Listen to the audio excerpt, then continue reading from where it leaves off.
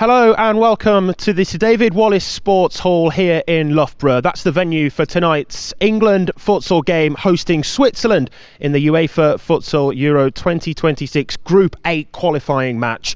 It's 1,842 days since England last hosted a senior national team fixture, but that wait is now finally over and you're in the right place to watch it all with us live on England Futsal's YouTube.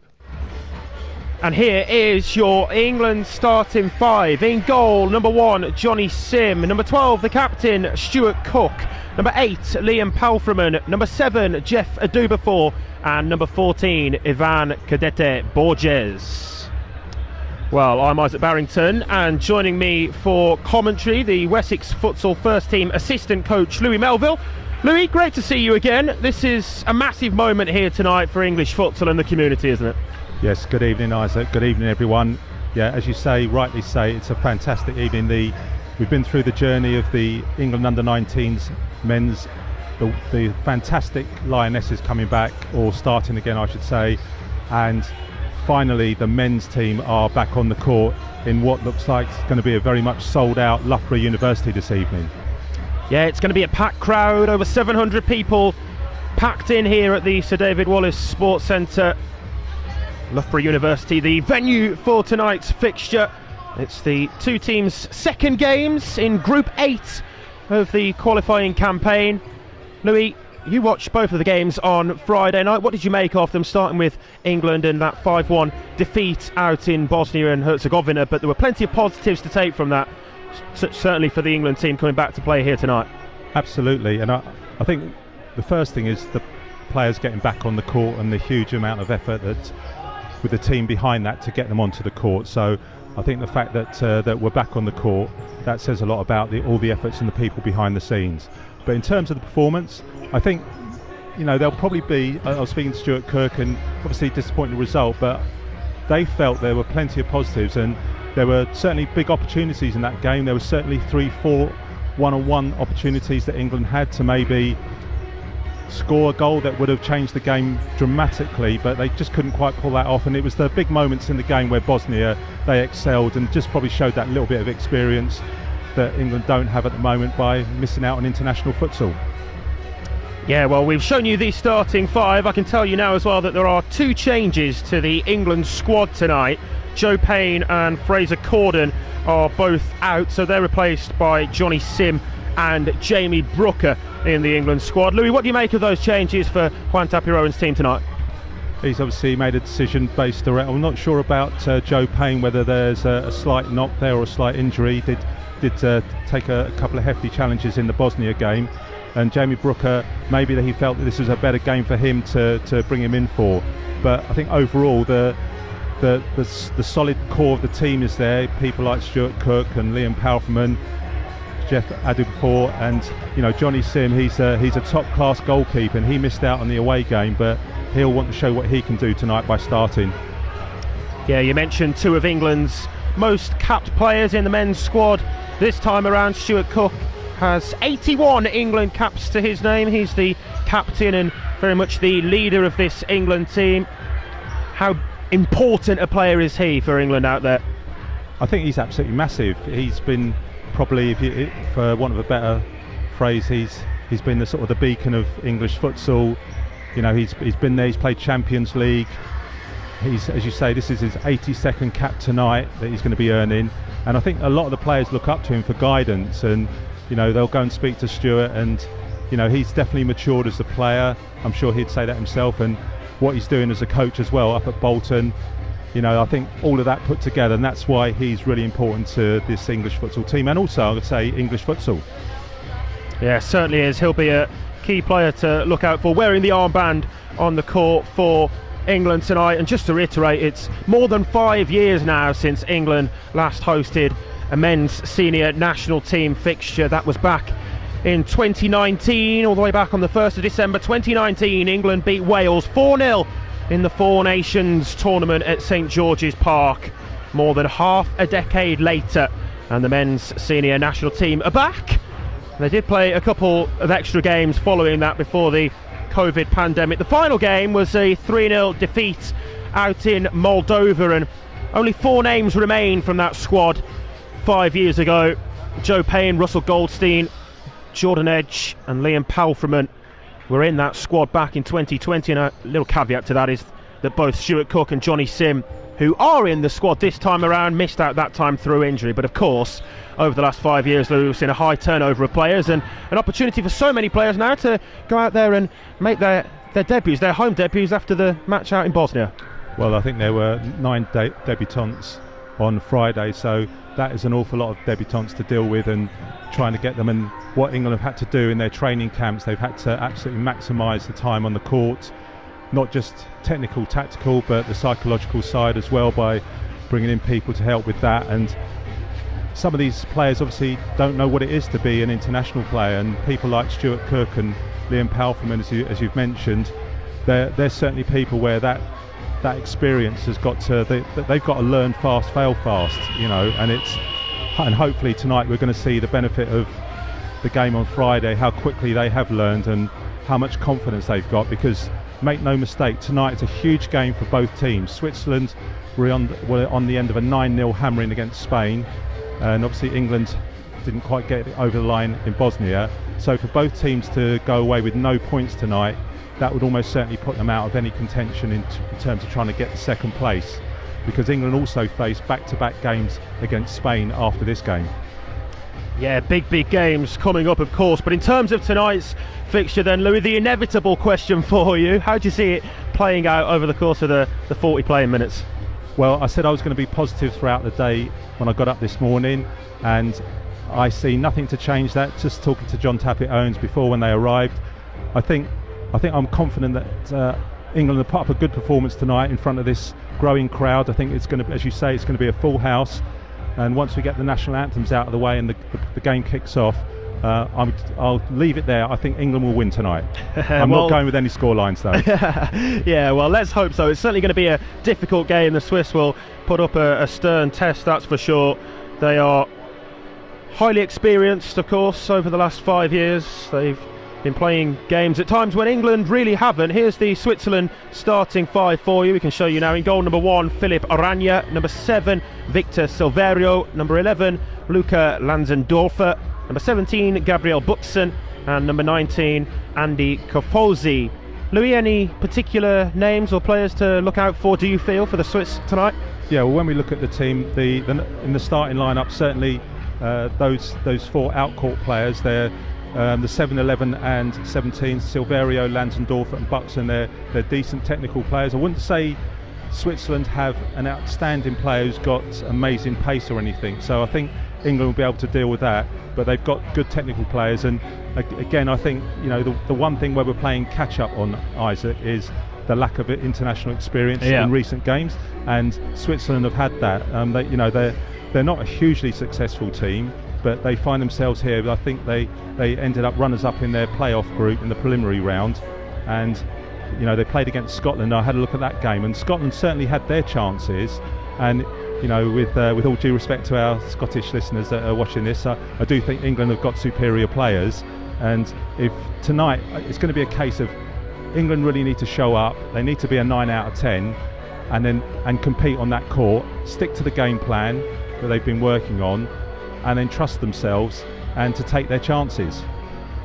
Yeah, when you look at the recent results for Switzerland, looking past that 9-0 defeat to Spain, they lost 2-1 to Malta back in April, and before that, as you mentioned, beat Scotland 3-1, also overcame Gibraltar by a huge margin as well. So it's been a bit of a mixed bag of results in recent times for them. They are ranked all the way down in 119th in the FIFA rankings. That's comparative to England's 82nd, but of course difficult to compare between two squads who are yet to meet, and of course England not having played for half a decade, it's difficult to say how the two teams will compare going into the game, but it's all about how it plays out there on the court, really. We can do as much of the build-up on paper as you like to do, Louis, but it's about starting fast and starting well out there. How important do you think a quick start is for England tonight?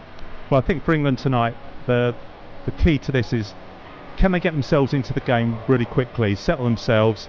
I'm sure John Tappett-Owens will want to get his two main forwards on, as get them out on the court, get some court time just to feel what this atmosphere is like, because obviously they were playing away on Friday, and you're playing the crowd as well. Here I think there's a few Swiss. I know that I've heard one person with a Swiss cowbell in the Yes. in the crowd already. So, and unfortunately they're sitting right in front of us. So you may hear a bit of that tonight. But I think basically England's got to settle themselves, really basic stuff. Settle themselves down, get their foot on the ball, pass it, get the pace of the court, make those forward runs, be really positive. John Tapia-Owens talks about a lot of playing vertically, that getting into the pivot, connecting the pivot, and connect the wing connecting with the pivot, and then what damage can they do to the Swiss there. So there's pressure on the Swiss, make no bones about that, because they have to get something from tonight. If they go away empty-handed here, that's probably their campaign over, and England know that a draw tonight serves nobody. Yeah, well, I mentioned that, of course, the two teams haven't met for a long while. They did meet all the way back in 2012. Twice played each other in quick succession, back-to-back games on back-to-back days back in March of 2012. England coming out on top in both of those games, 3-1 and 4-1 winners at the Point Hereford. That was the venue for the games more than 10 years ago, but the venue here today at Loughborough University is set up spectacularly. Just a word on the venue and the crowd in attendance here as well today, Louis. Yeah, well, as we've probably can see from the cameras there, that we've got a very, very healthy crowd tonight. I've been told that it's in excess of 700, and I think they probably could have sold a few more tickets, but it's amazing to see that this return. I think the last crowd I saw similar to this was the playoff semi-final here between Loughborough and Manchester a couple of years back. So it's great to have this back, and it's a full-size court we're playing on. There's the players have no excuses tonight. These are pretty much perfect conditions. Yeah, it's a freshly swept court. There's plenty of fans here to cheer their respective sides on. It's all set up for a big occasion, as I'm sure it will be. We're just awaiting the arrival of the two teams out onto the court very shortly. We'll have over 700 people in here. They're packed in here at the moment.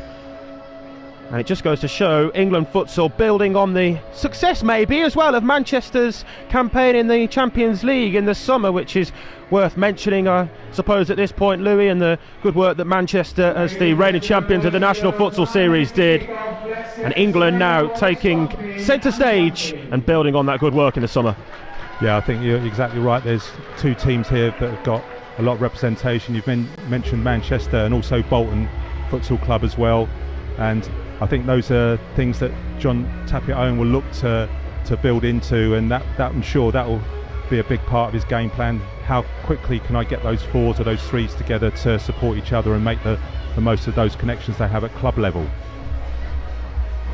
Yeah, well, looking down the England squad, Bolton are indeed the best represented, with 4 players named in the initial England squad, with 4 Maidenhead and Manchester, both with 3. Then there's a couple from Bloomsbury and 1 each from Derby. Loughborough here as the host today, Wessex and Scotia. Johnny Sim plays his futsal up in Scotland now, the England goalkeeper, but it's a good spread, isn't it, of teams providing players for the national team, which is always good to see. Yeah, I think there's 7 or 8 clubs represented, so that, I think part of that has been down to a redistribution of the talent in the summer with the transfer window. Clubs picked up some players that had left their previous clubs that had been there for quite a few years. So, and I think that's possibly why we've seen a little bit more of a even NFS this season, where, speaking of Wessex, we had Connor Miller come back. So yeah, I think he's been an instrumental person to see the effect he has on other players as well. So and that's happened with the other talent in the NFS. And I think that's only good for English futsal, that we do actually spread that talent. Not too far away from the players just arriving on the court now. You can see some of the coaches on the far side already taking their positions. The England boss in charge is Juan Tapia-Owens, and Sean Kitson, the technical lead at England futsal, alongside him in a coaching role as well. What do you think they will have been saying to the players in the dressing room and in the build-up to this game then, Louis? I think they'll just try and focus on what they've been working on, training, the basics, and that's it. Don't play the occasion, play the game that's in front of you, don't be too concerned about the scoreboard, just play the game. Well, here come the players then. England led out onto the court by captain Stuart Cook. As the crowd stands, what a big moment this is. After more than half a decade, England back hosting an international men's senior national team fixture.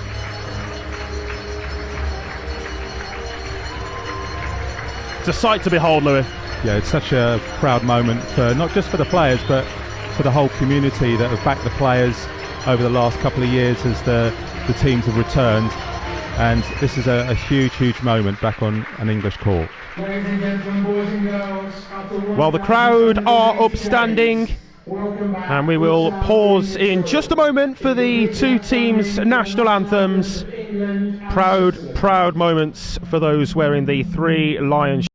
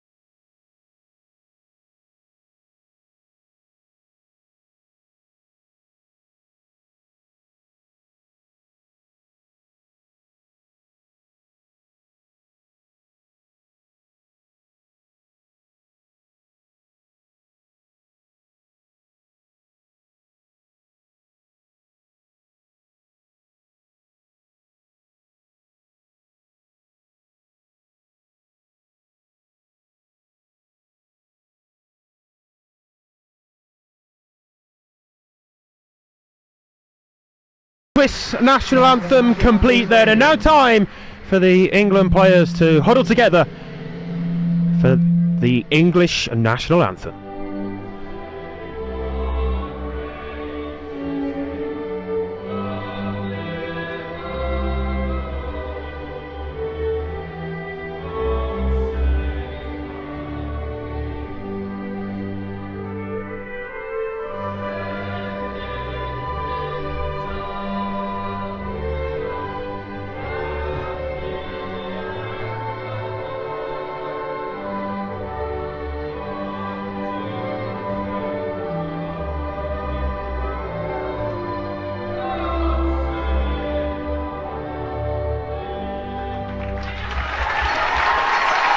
Sung as loud and proudly as we would have expected. A spine-tingling moment for those English players and fans in attendance here as well.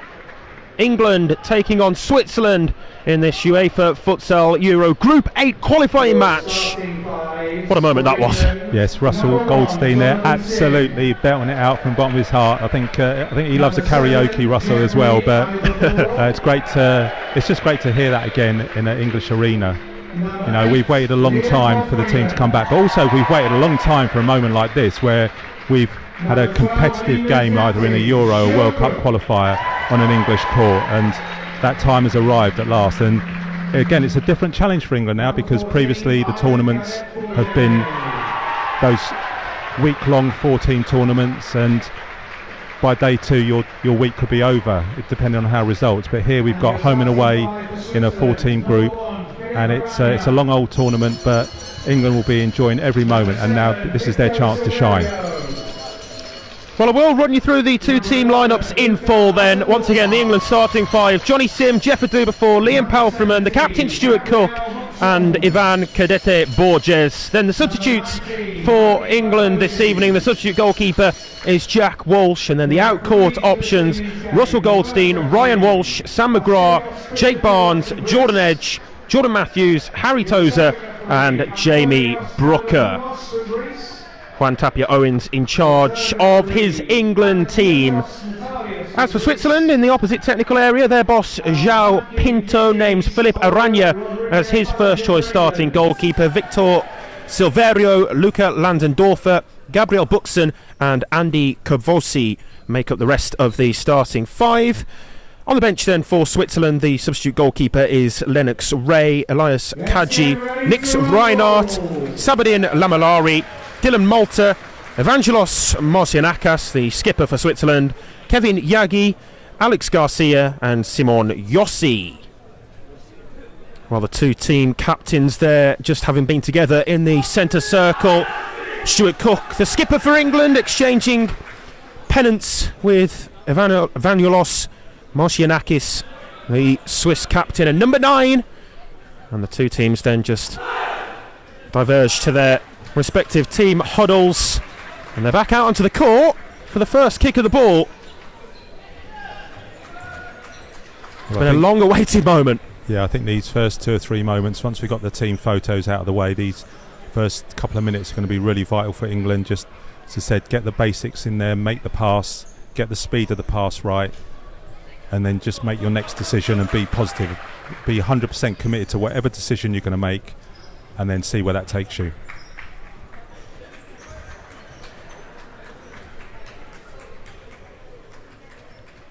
Worth noting as well, tonight's referees here from Greece. The first referee is Vasilios Christodoulos. The second referee is Antonios Adamopoulos. And the third referee is Panagitos Antalias, the timekeeper from England, Oli Rodriguez Ballinger. Well, it's going to be a Swiss kick-off to get the ball rolling at the start of the first half here. Referee blows his whistle, and indeed we are underway. England playing from right to left as we look at things from our main camera position here at the Sir David Wallace Sports Hall. Yeah, very positive start there from England. Palfman and Borges pressing straight on and try and put Switzerland under pressure. And immediately you see the visitors drop back to a more half-court style defence. Here's Cook, slips it forward down the line to Borges, back to Palfman. England looking to start quickly into the feet of Borges, but then he's dispossessed, and that could spell danger if the Swiss team can break over the halfway line. It could have done, but it didn't in the end, and that's because of the good work backtracking from Borges. Yeah, Borges, he just couldn't quite get that under control when it got played into him, and Switzerland stole it. Swiss playing forward into the feet of their offset pivot, and out here now with Lanzendorfer.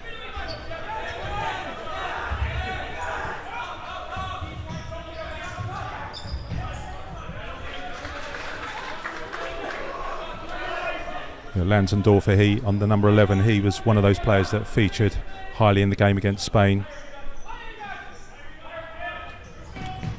Buxton takes the effort on, but it's held on to in the end by Sim. First work for the England goalkeeper. In all orange today, the England goalkeeper's jersey. Palfman forward to Cook.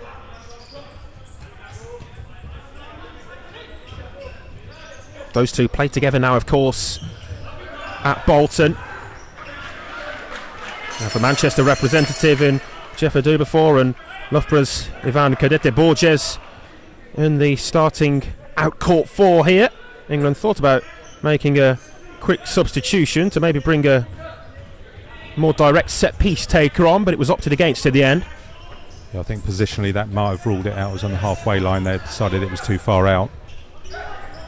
Here's Borges. It's been a promising start from England here in the opening 90 seconds. Adubafor back to Cook. Palfman, who will toy with the defence like that. Borges likewise goes down the line and all the way across the face of goal. It was promising from the England young man, but nobody there in blue and white to get a final touch on it. Yeah, just a little bit of a clue there for how England might be able to undo Switzerland here. We've got Borges on the left-hand side, Adubafor on the right-hand side, two very good 1v1 players, and they want that 1v1. Oh, England have won it back here, high up the court, and Palfman will take aim.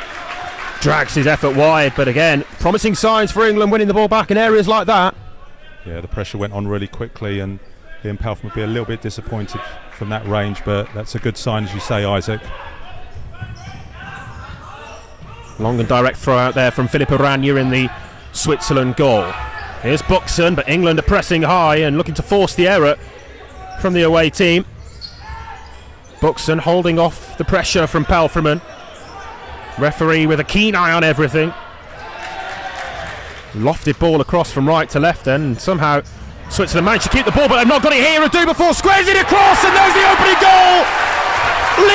Palfreyman puts England ahead inside 2.5 minutes.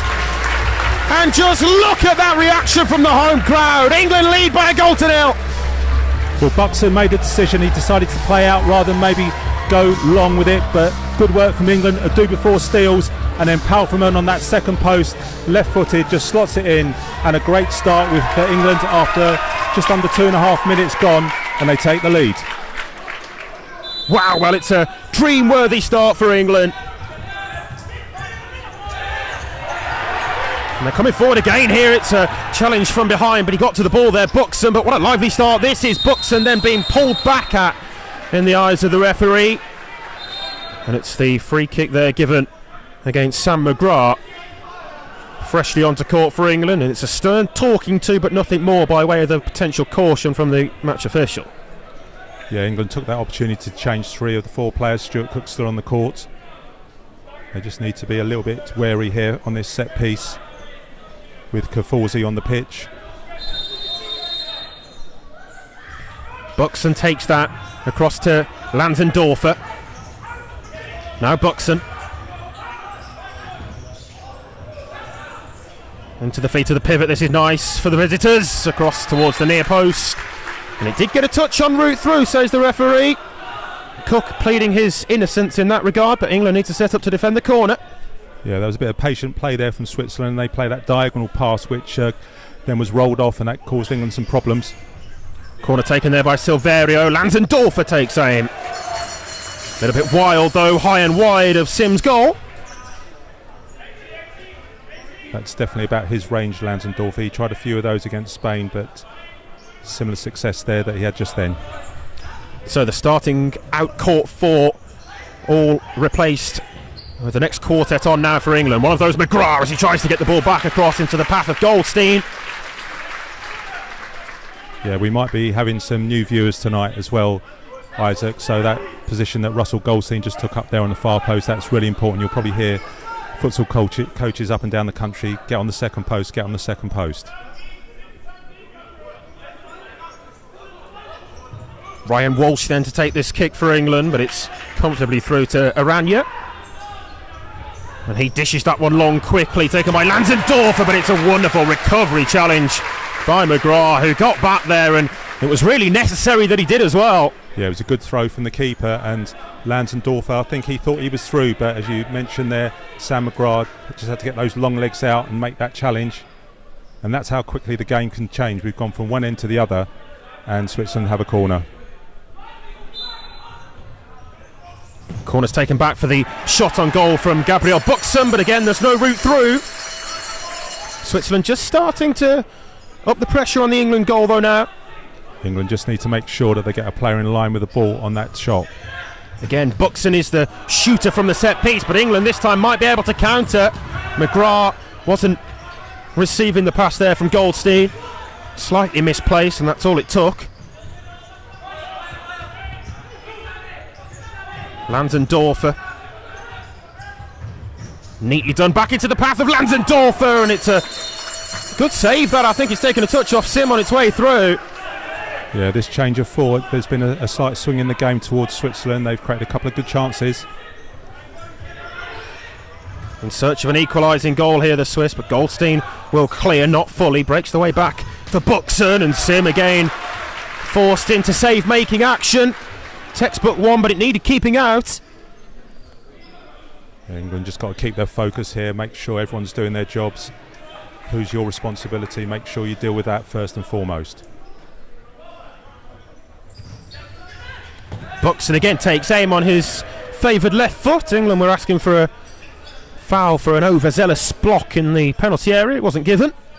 Yeah, we saw from that restart the 2 Swiss players just swapped over positions, trying to cause a bit of disruption to England, but fortunately that shot was high and wide.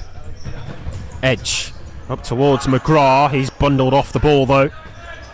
Walsh trying to win it back, but he's bypassed by Kaforzi. Edge has done superbly well to take that. He's still going here, Jordan Edge, and on the follow-up it's so close to a second. Ryan Walsh just couldn't quite sort his feet out in time, but England very nearly doubling the lead. Yeah, Jordan Edge there showing his ability on the ball and his strength. He managed to ride those couple of challenges, and then as you say, that that secondary chance to Ryan Walsh, it just came to him probably a little bit awkwardly and couldn't sort his feet out. But positive sign there from England trying to get back into this game after a bit of Swiss pressure. Edge into the feet of McGrath, direct again through the centre of the Swiss defence, but the ball's been won that time by Silverio. Now here's Buxton. Picks a good pass back to Silverio again. England with bodies back defending now, but still the chance remains, and it might squirm through. It's held onto by Sim. It's a big opportunity, but it comes and goes begging for Switzerland and Caforzi. Yeah, I think England overcommitted on that last attack and then almost got caught out, and it required a superb recovery save from Johnny Sim to keep that out. Lightning fast pace to the game in the opening 5 minutes.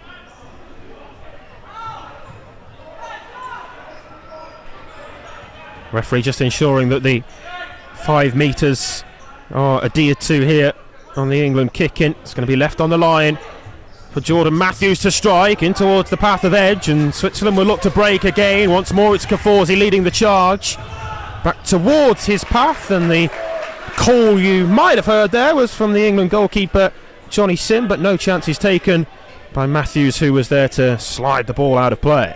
Yeah, we saw Jordan Matthews, we see this a lot at Wessex with the kick in there, really drove it in and just couldn't quite flick it in from Jordan Edge, and then he had to make that recovery.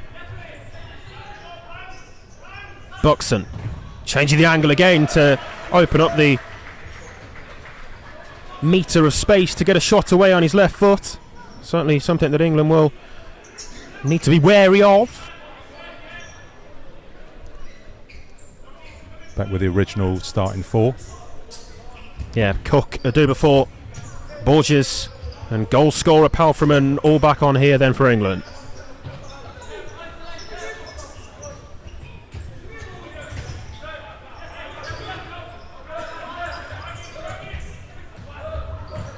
Cook digs out a longer pass into the feet of Borges. Tried to turn the defender, but it's taken away from him. Buxton. Borges wins it that time, and England have an overload on the attack here as well. In towards the path of Adubafor. Just needed to be slightly better placed there. Yeah, that was good work from England. They tried to stretch the Swiss defence, and the ball just didn't stick there with Ivan Borges, but the recovery and another good opportunity for England there. Just couldn't quite make that pass. Switzerland have made a full line change of the out-court 4 as they keep things fresh on court as well. There might be an opportunity for them here. Approaching the penalty area was the captain, Marcianakas. That was great work there by Stuart Cook. He managed to get his foot in just to disrupt that attack. That was a vital interception from him. Kaji there went for the return ball. It wasn't played his way. Good ball speed, quick tempo about things though for Switzerland. Marcianakis back to number 16, Alex Garcia, who is in possession again.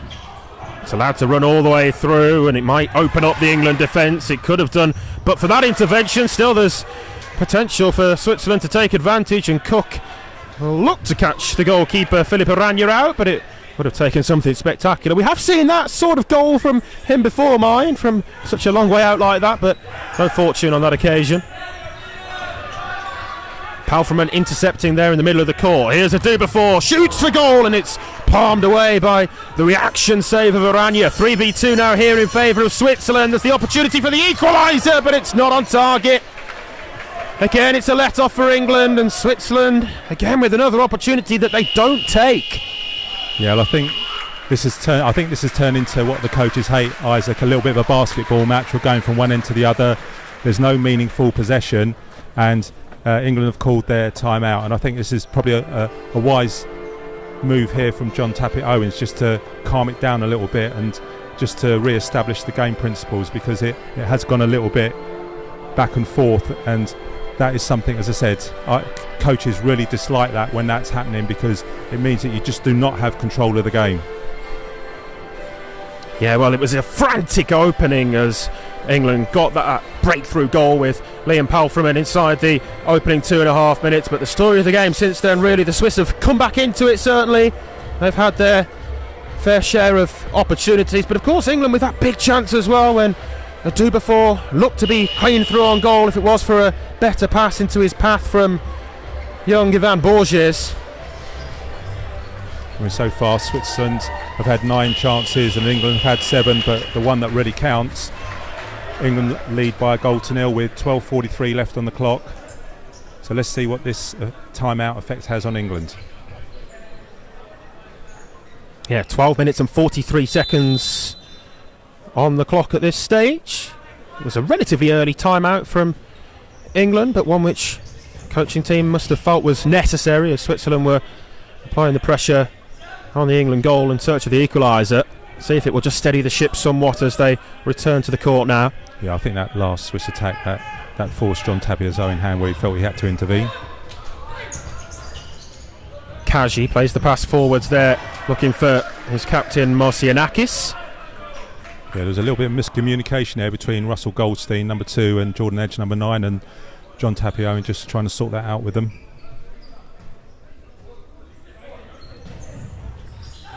Here's McGrath, trying to feed it back into the path of Russell Goldstein. Goldstein then desperately trying to win the ball back.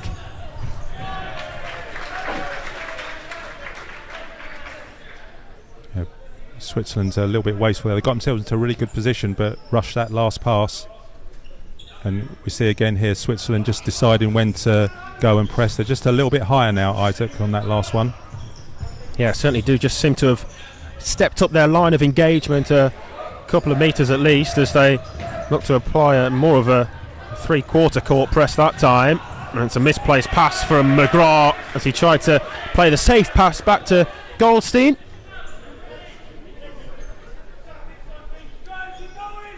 And these are positions where you have to be really careful because Switzerland will be working on a couple of set pieces here.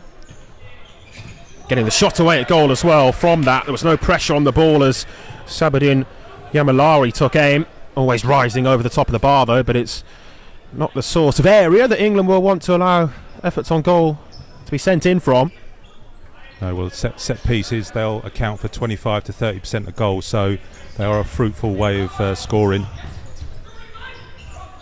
Yeah, certainly are, and could play a key part in the game as it progresses. Oh, England have lost possession there, and that could spell danger. Marcianakis back across the penalty area, and nobody there in red. Yeah, that was Ryan Walsh there getting robbed of the ball, and fortunately, as you say, no Swiss player on that second post to just tap that in. Walsh has lost possession again, and there's another opportunity, and this time it's taken. Marcianakis with no mistake at the second time of asking.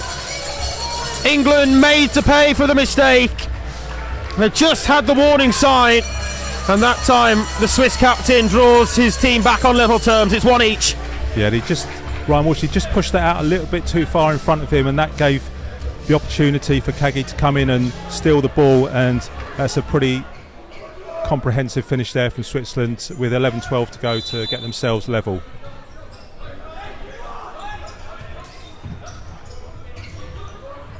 Well, we're back where we started then, all level once more, with 9 minutes played now, and that's going to be an England free kick for the foul on Edge. Referee was well positioned. Jake Barnes onto court for the first time today here. He was one of the standout performers in the Manchester Champions League campaign in the summer, and Edge, his Manchester teammate, might have had his eyes just light up for a moment or two there, but it bounced away from him and out here for the Switzerland kick-in. Yeah, that was a great little lifted deft pass there from Stuart Cook. Almost released Jordan Edge there. Cook wins the ball back in a central area, then tries to feed it the way of Edge, but it was overhit.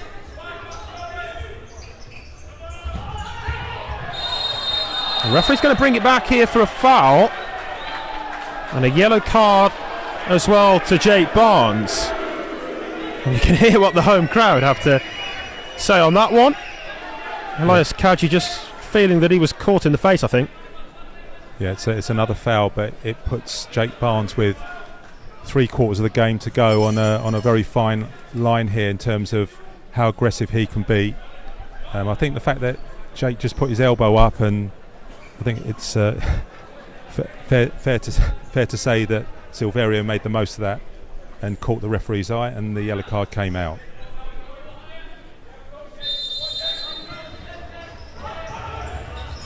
Well, back underway after that Switzerland free kick restart, then 2-1 on the foul count at the moment against England, as Switzerland again bring the game to the Three Lions defence.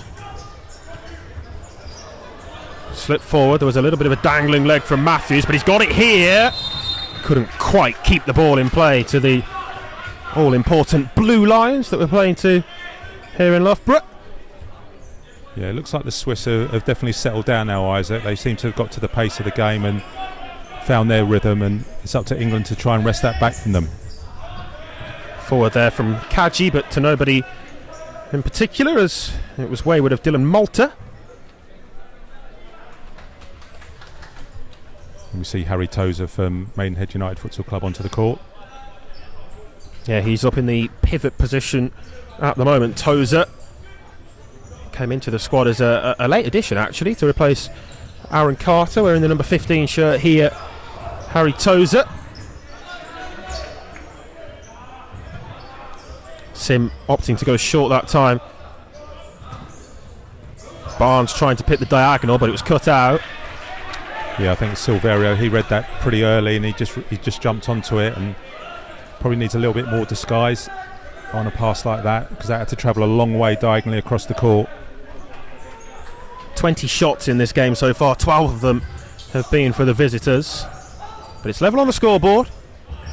After England got the opening goal, they have since been pegged back. Edge promising again. Here's Barnes, takes the more pragmatic option that time of using the captain Cook. Now Tozer tried to swivel and take the shot on the spin. Yeah, Stuart Cook there just showing his experience, played that another deft ball down the parallel side of the court, and just couldn't quite connect there with Harry Tozer.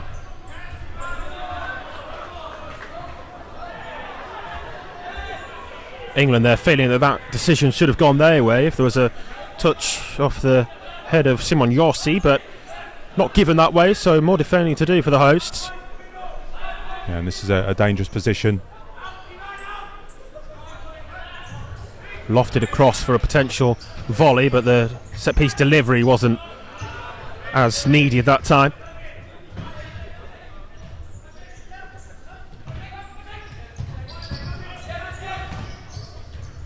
Reinhardt, as again there's a Swiss man down on the deck. That time it was Malta. No foul given on that occasion. Yeah, that's definitely not a foul. He's trying to buy that one, and fair play to the referee on that one.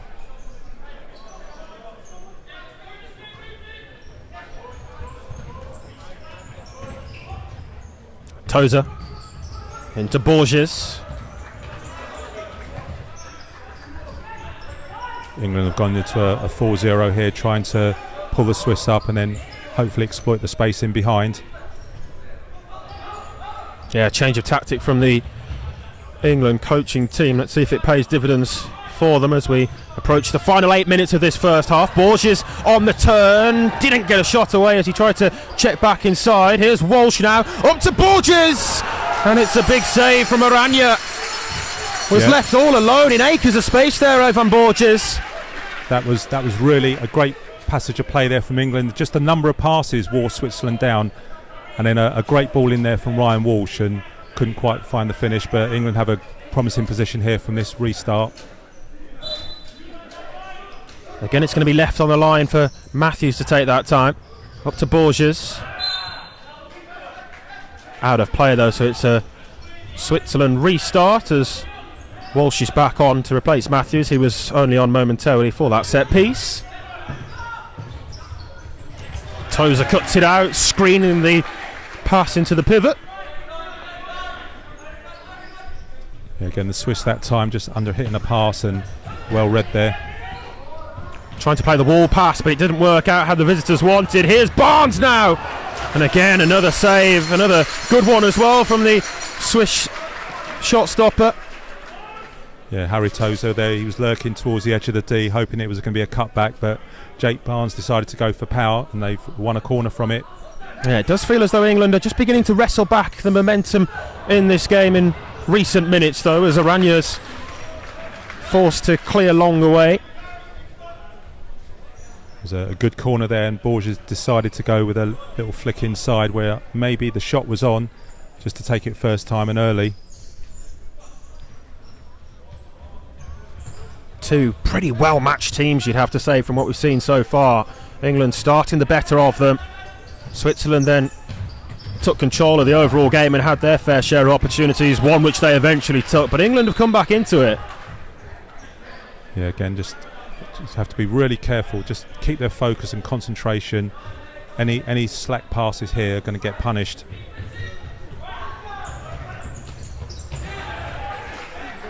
They do before with a momentary interception, but it's out and behind for the goal clearance. Yeah, he's a tough player to play against. To do before, he's got real pace, he covers the court, he's a real athlete. Header back across there from the Swiss number 8, Dylan Malta. Asking a lot, though, of him to make anything of the long throw out from Aranya. Sim with a similar sort of style distribution. Evades the jump of Borges.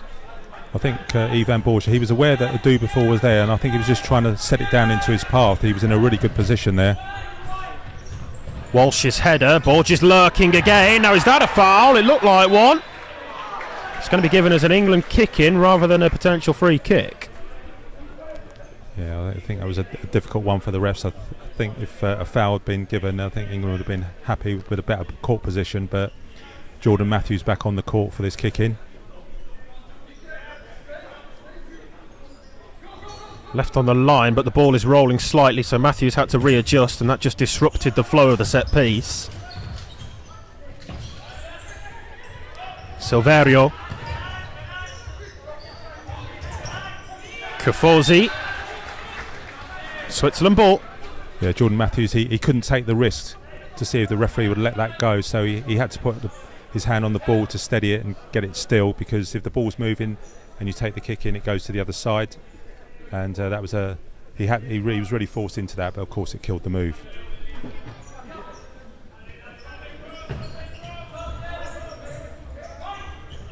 Yossi to Reinhardt, and Silverio gets past the first pressure from Borges. Silverio assessing his options, and in the end I think almost ran out of options, so tried to take the shot himself, but had a bit of a wild one from his right foot. Yeah, and Borges had to come off there because he was struggling to get back, and I think he was out of oxygen there, so wise move to get him off the court. And England he's worked hard so far, Ivan Borges. Yeah, and England revert to 4-0.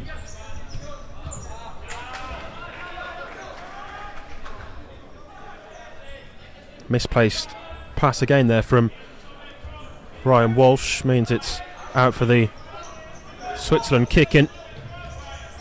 Oh, given away there though, right into the path of Barnes. Do before.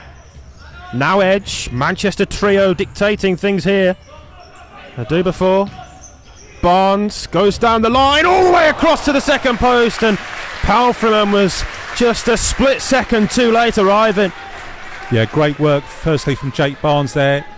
Went for his 1v1, beat the player, and then Liam Palfreman just couldn't quite get his legs there to finish that one off.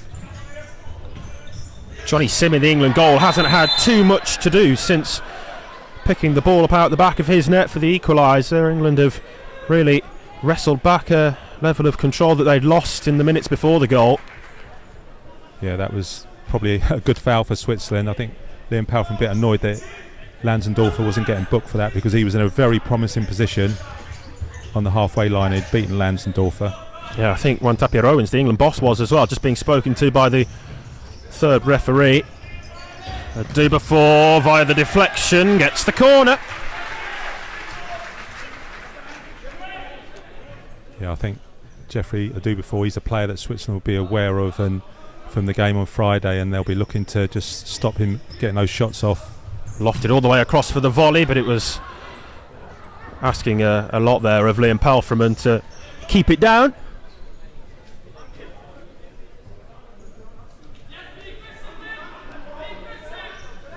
You can hear Russell Goldstein just shouting out, keep pressing, keep pressing.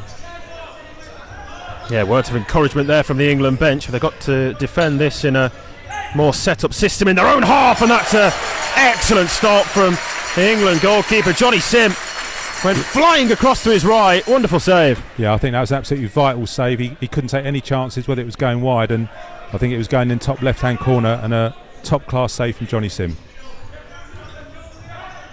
Opportunity from the set piece again. The shot was taken by Kaji.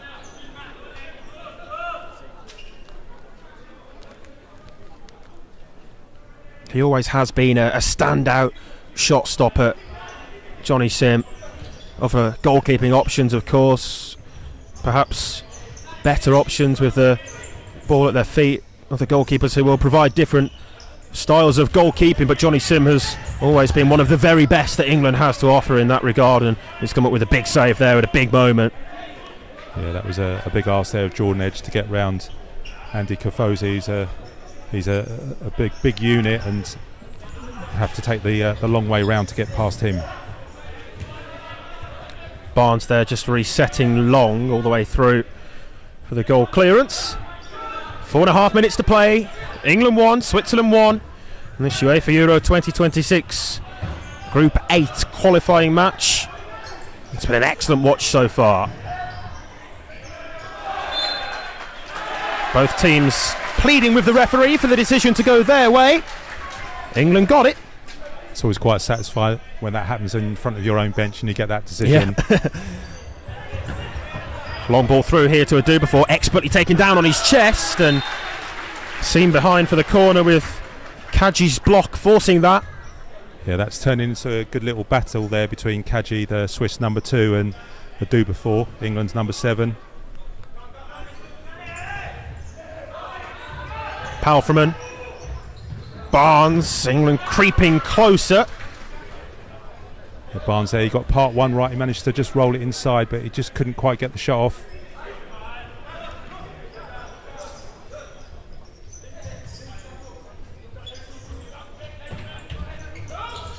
Here's Adu before.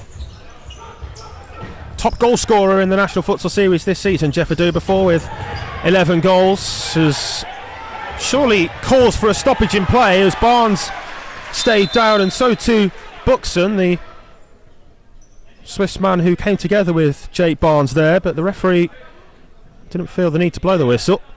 Yeah, it was a pretty hefty fall. Jake Barnes, you could hear that noise hitting the deck there, and I think really on this type of surface you need to make sure that the players' welfare is first and foremost in your mind when you're refereeing. England physios and medical team momentarily to their feet there, but quickly assured that Jake Barnes is back up to his and okay to continue. Kaji challenged by Palfreman, and he's not happy that the kicking goes Switzerland's way.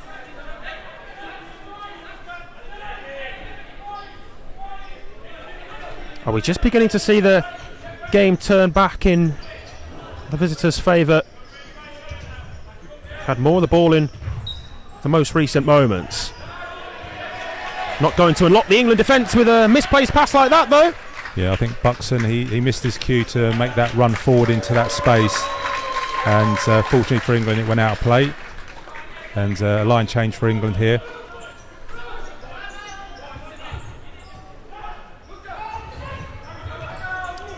Matthews here, one of those onto court in this fresh quartet with Cook and Goldstein and McGrath. Right on cue, McGrath trying to find Goldstein with the lofted pass in behind.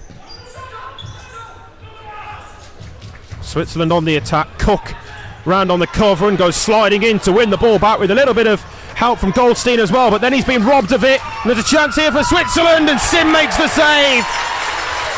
Matthews brings it away, and England survive all the way through. There's an advantage here for England, and Goldstein couldn't quite bring it down. Still the game goes on, and Switzerland have the chance, but it's off target from Kaji. Wow, well, it's all happening there, Louis.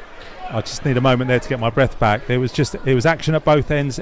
England couldn't quite get it away, and then the counter-attack. Unfortunately for Russell Goldstein, the ball just wouldn't come down for him. He controlled it on his chest, and then the counter-attack, they thought there was a foul there, but the referee allowed Kaji to go on, and then the shot just wide. Well, there was a definite foul on Matthews just before the long pass was played to Goldstein. The referee played the advantage for that. The rolling foul has been added to the count, but having had the advantage, then England had to get back and defend in numbers because Switzerland were away on the counter with a big opportunity for themselves. Both teams with chances to get their noses back in front.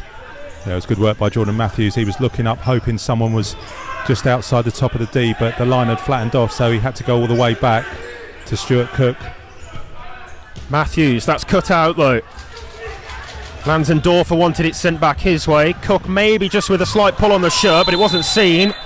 That one was from Goldstein for the trip. It's a foul on Kaforzi. Yeah, I think you've got to put that into the tactical foul category there. Yeah. Because if that pass had got through, that would have been a dangerous situation for England, but they've managed to survive that. Good work from Cook trying to disrupt it, and then the foul from Russell Goldstein. Yeah, and I think probably rightly or wrongly, that's the type of foul that we might see a yellow card shown for domestically, but the international Greek referees here just trying to let things go a little bit more perhaps. Taken away, forward for Switzerland again. There was Alex Garcia into the side netting at the near post. Yeah, it was good work there from Russell Goldstein because he kept him on the outside, and you'd have to do really well to beat Johnny Sim from there. Switzerland still with their first half timeout if they want to use it in the closing 1 minute and 24 seconds. This is definitely an area where England need to concentrate now, getting at least 1-1. Anything else will be a bonus. Palfreman, the England scorer, back to Goldstein.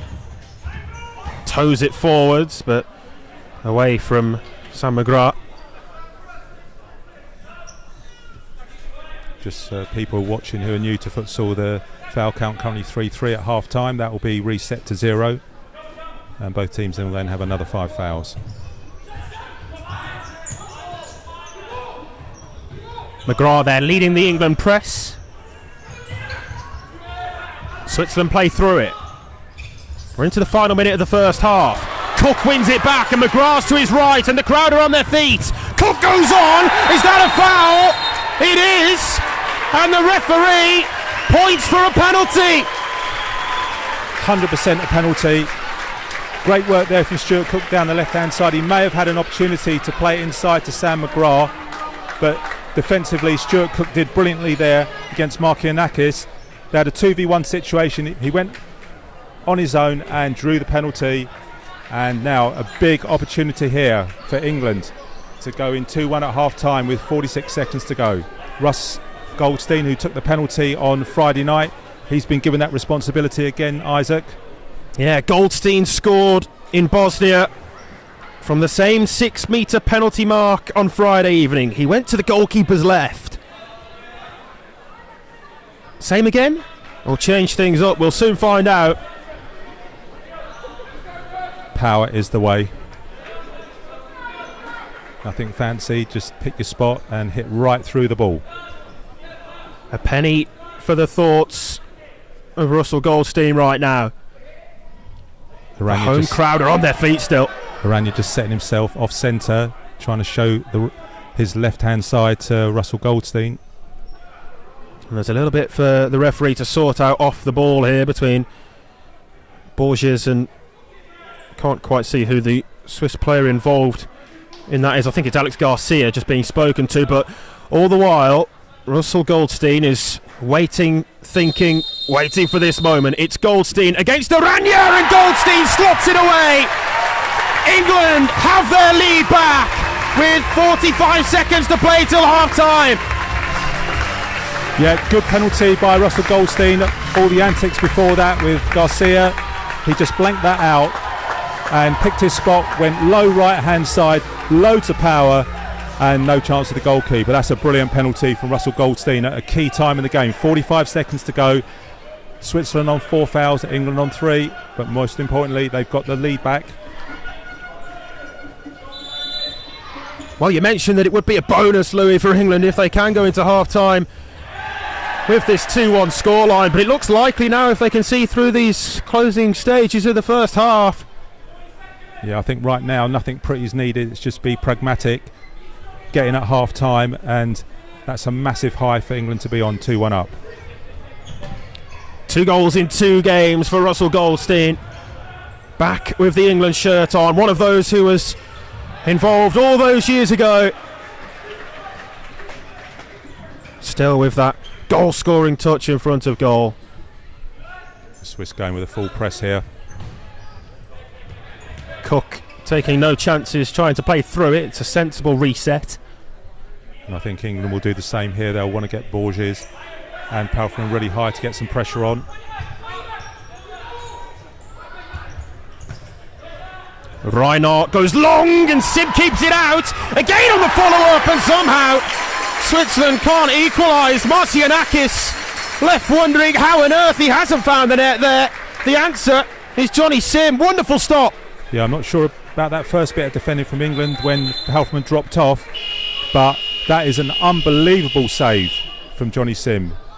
And I think he's just woken up from that, but incredible save from him. And I think they also just hit the post as well, Switzerland there. So that's a double let off for England. But with 15 seconds to go, they've taken their time out. So England will have to negotiate this last 15 seconds and get in for half time now and hopefully keep this scoreline at 2-1. Yeah, well, you'd imagine with 15 seconds to play before half time, the Swiss coach here, João Pinto, will be running through his options for a set piece play. England need to be wise to it, need to stay firm defensively because these are really crucial moments. It's a different game if Switzerland get back on level terms before the break. But what a wonderful save from Johnny Sim, and it's not his first of the half either when you think to the flying save he made to his right earlier in the game as well. Yeah, that was a world-class save there from Johnny Sim.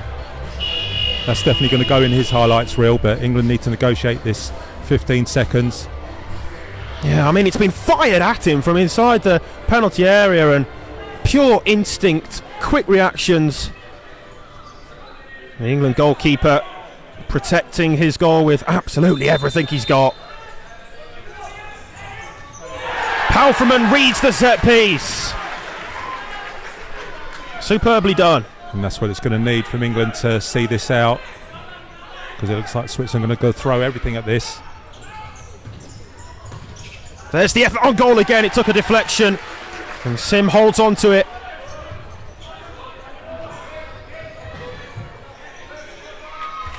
Cook sends it long and away, and there's only a second and a half left to play of the half.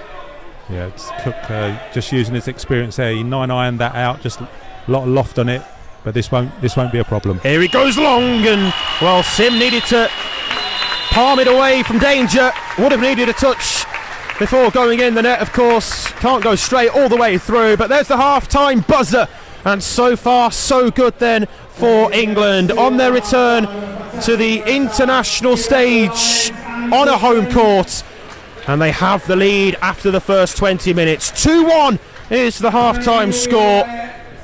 Got the opening goal in the opening 2.5 minutes when Liam Palfreyman was in the right place at the right time, and Philippe Aranya, nothing he could do to keep it out. Then Switzerland began to come back into things. They had their fair share of opportunities. The captain, Evangelos Marcianakis, with the equalising goal for João Pinto's side, but Russell Goldstein, the man of the moment in the closing couple of minutes of the half, on the money with his 6-metre spot kick. So that's why, Louis, at half-time, England have themselves in an excellent position going into the break. Yeah, I think if you'd have written the script at half-time, England would have taken this with both hands.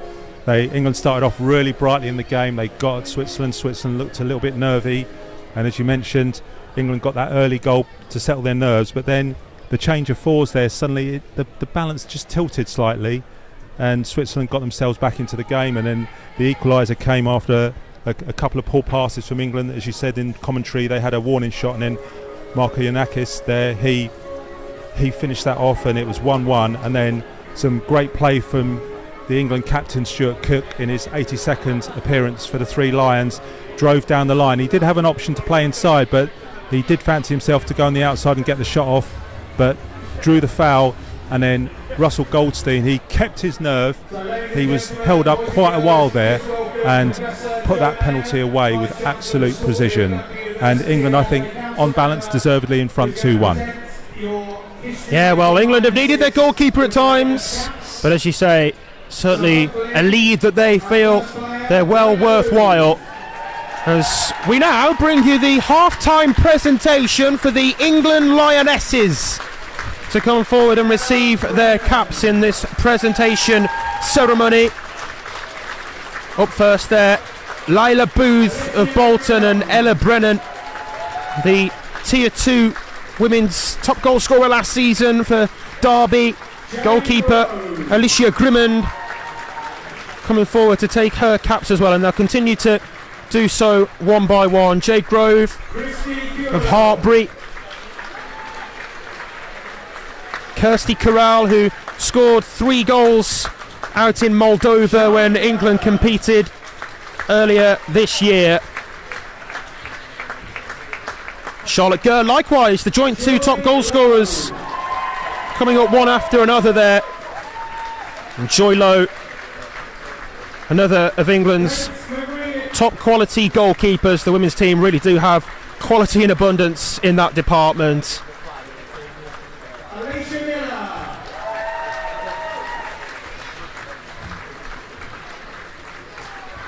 As they continue to come forward to take their caps. This is such an amazing moment for those women, and also for women's English futsal and futsal in England as well, Isaac. Totally deserved. They've had to wait a long time for their opportunity, and it's come along, and I think they did us proud in the mini tournament out there in Moldova. Yeah, Kate McGreevy, Alicia Miller, Helena Scotland, Laura Tobin, the Bolton player coach, of course, Emma Toon, the captain and very much the leader, talismanic figure in the Lionesses squad,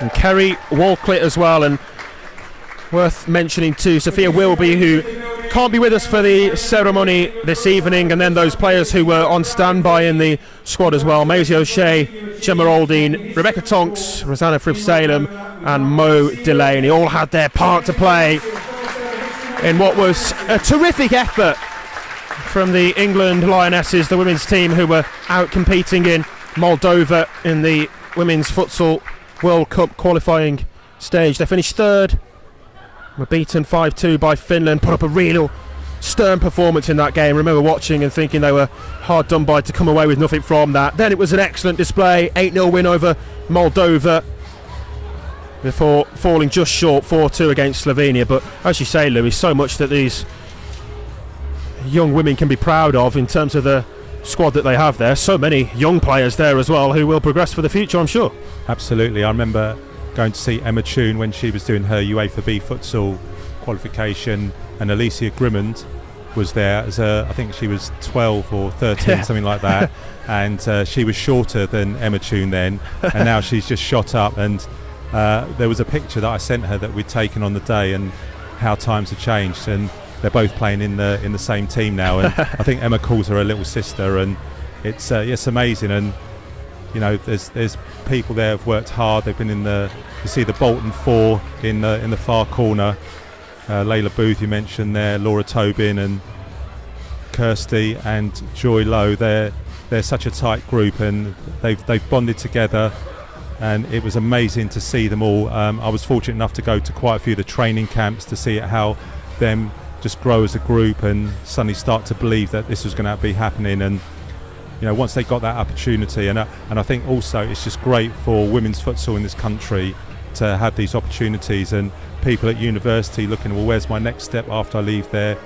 Girls playing at younger ages, there's an opportunity now, and these people on the court now, they're lionesses for the rest of their life. No one can ever take that from them, and they're absolute trailblazers. And everyone involved in all the coaches that have had an input over the years, because some of them played at different clubs, but all the coaches and all the people involved should be very proud of them, because they represent what's best in this game. Yeah, and just for people who might not be so aware, Louis, just explain a little bit about the women's scene, I guess, in English futsal, with the National Futsal Series and the Bucks games as well, which is very prominent in the women's side of things as well, something which I know you've been well involved with. So just explain for young girls maybe tuning in and watching here today where they can maybe go and get involved with the sport as well. Yeah, at the top level of English futsal, we have the Men's National Futsal Series, and then there's the Women's Super Series, which mirrors that. So at the top level, the Tier 1, then below that we've got Tier 2, which is regionalised into North and South, and those are played on a much more localised basis. There's still a bit of travelling, but then supporting that in women's futsal, there's a very vibrant university set up where there's something like 80 teams now in Bucks futsal, and you've got 2 Premier Divisions, which is a decent level. Where I was previously at St Mary's University, we were Premier champions for the South last season, and then I'm at Oxford University now, to slightly lower level, but Tier 2, and the depth of players there. So, and my experience in women's futsal is that, we've got a lot of talented players in this country, and also young players coming through as well. There are a lot of clubs out there doing great work. The coaches are doing a fantastic job to recruit players in.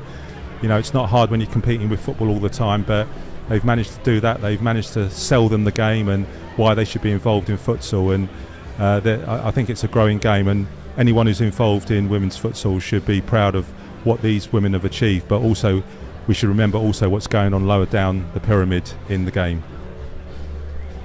Yeah, and whilst we're on the topic of youngsters as well who might want to get involved with futsal, young boys and girls will be pleased to know that England Futsal have recently announced the return of the England Futsal National Youth Cup for the 2024-25 season. It was a major success last season. I remember commentating on the finals games in the different age groups at Repton Sports Centre in Derby on finals weekend. It was an excellent occasion for the young players to be able to take to the same court on the same day as players taking to the major finals. So it's great to see the return of the National Youth Futsal Cup as well, Lou. Yeah, there's a lot of good work going on. We've got, obviously we need to mention that we've got 2 upcoming home games here. This is going to be the home of English futsal for the men for this campaign. On Tuesday 4th of February we host the number 2 team in the world and also in Europe, Spain, and then on Tuesday the 11th of March, Bosnia as well. So those tickets are available. If you just go onto the England Futsal website, you'll be able to buy those tickets. I think there's some deals there for families as well, so have a look at that. And then just some other bits and pieces. Today there's been, and actually going on, we've got referees to our left hand side and coaches. They're part of a CPD that's been put on by England Futsal and the FA referees, where we've got coaches and referees there, been set some tasks to do throughout the game, and that's a whole range of different types of coaches and referees that are here, from grassroots up to the top level in the country. And then you've also mentioned some other things there, Isaac, which I won't go over again, but 2 areas there. England Futsal currently looking for 6 coach developers, and I think the deadline for that is Thursday evening to apply. So there's 6 roles. Go onto the England Futsal website, have a look at that. And then finally, Sean Kitson, who's, as you mentioned, the technical lead, he's joined England Futsal full time now. So there are some commissions that are going to be around EDI, duty of care, people development, and also, really importantly, facilities as well. So I know Sean will be reaching out into the futsal community to talk to people and get some feedback from them, and how we can develop this great game, because clearly when we look at what we've seen in this first 20 minutes, and hopefully we'll be just as happy in 20 minutes time when this game's over, we've got something that's happening here. It's really positive. It's a great crowd tonight, and I think with Spain here coming, they are a top class team, and they're rebuilding after the World Cup. They've changed their coach. They've started off very strongly. They play tomorrow night against Bosnia, and we're hoping that Spain will do us a favour there. I'm sure they will, but we have to do our job tonight. Yeah, big games coming up here at what we will, I guess, soon be calling the home of English futsal, if the games are to be played here, certainly. Back to today's game and a bit of the context around it, just for you if you're not familiar with the format of the qualifiers for UEFA Futsal Euro 2026. There's 40 teams split into 10 groups of 4, and as Louis mentioned earlier, it's being played on a home and away basis, which is something new for futsal. Usually played as a mini tournament in one host country, but different change in format, more so to mirror what you're more likely to see in football, I suppose. So 40 teams in 10 groups of 4 groups. Then the 10 group winners will advance directly to the finals competition, and they'll then join the hosts for that, Latvia and Lithuania. England's aim really is to be one of the best 8 placed runners-up, and those 8 best placed runners-up will then enter the playoffs. So that's the aim, isn't it, really, Louis, for England to finish in second spot and then hope that they have a better goal difference, better points total than those same placed teams in the other groups. Yeah, I think we're trying to be very positive about things, but we've got to be realistic as well. It's 99.9% certain that Spain will qualify as winners of this group, and so we are playing for second place, and we've shown tonight, certainly on this 20 minutes, that we're more than capable, and the players are learning quickly, and if we can get 3 points here, then it's almost 2 free hits against Spain. And certainly, then, yeah. And then we have the return games against Bosnia and Switzerland, who we play last away. But I think at the moment there's nothing here where you'd go, we need to be overly worried. No, well, it's been a great half for England. Ahead on the scoreboard, some fine goalkeeping as well from number 1 shot stopper today, Johnny Sim. And from an England point of view, let's hope for more of the same, I guess, Louis, in the second half. Do you think that's what the boss, Juan Tapia Owens, will be saying to his side at half-time? Yeah, I think there's a lot of factors you've got to think about here. Obviously, England played in Bosnia on Friday. It's a quick turnaround, travelling back. They've probably spent a bit of time with their family and then back into here. So it's just, what's the fatigue like? What's the condition of the players? At the moment, they look pretty good. The players are being honest. And that's really important as a coach. You want honest players. When they're tired, they'll come off. They won't stay out there too long. That's not often the case when players start in futsal. They think you're taking them off because they're playing poorly, but it's not. We want a certain tempo.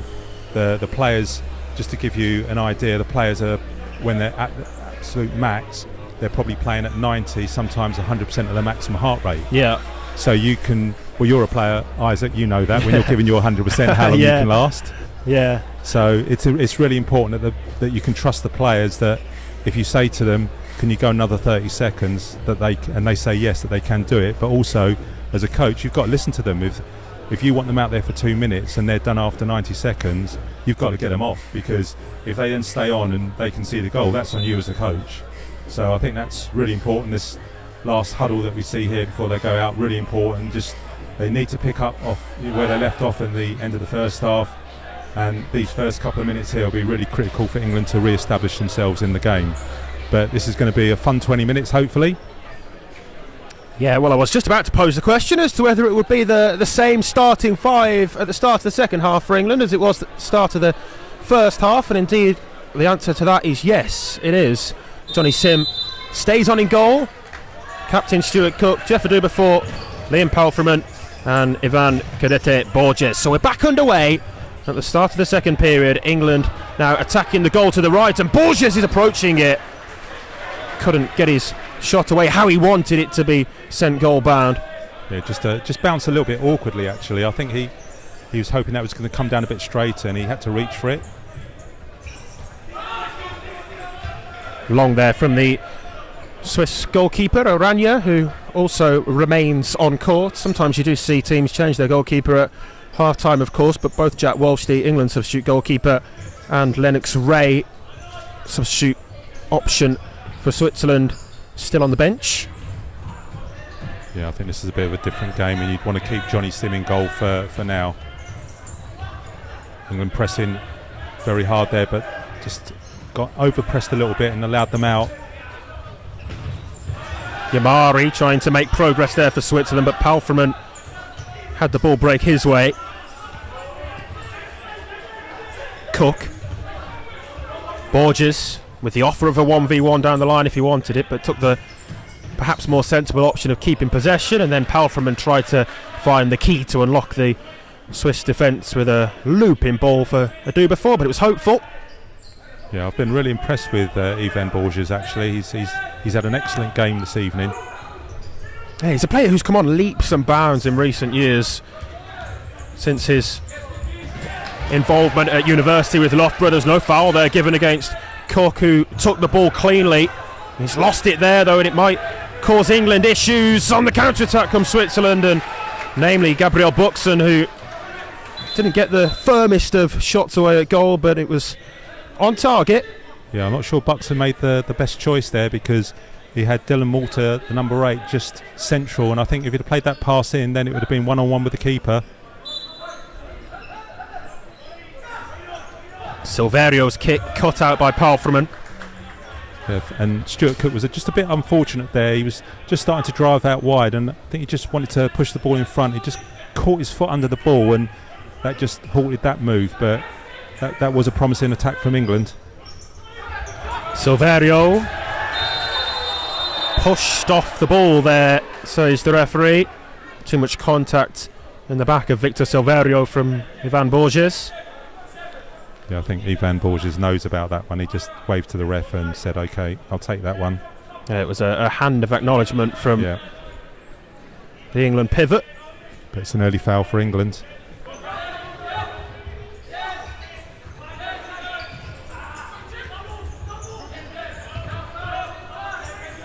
Silverio just flicked off the foot of Borges there, but comfortably through to Aranya. Goldstein with his toe to the ball. Yamalari.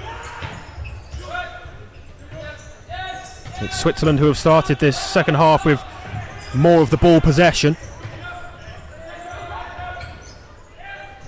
England maintaining this press onto them. Cook round on the cover and uses his experience there to shepherd the ball behind. Really well done from the England captain. Yeah, a bit of a Bolton core strength there from Stuart Cook. Just managed to body his direct opponent off the ball. I think he's spent a bit of time in the gym actually, Stuart Cook, and it's paying off.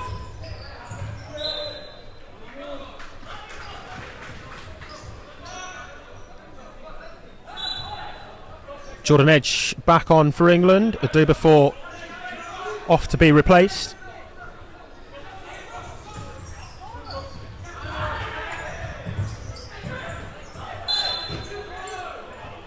Out of play, says the referee. He was well placed to make that call. Yeah, I think Jordan Edge was complaining about the level of contact on him to force him out to make that mistake.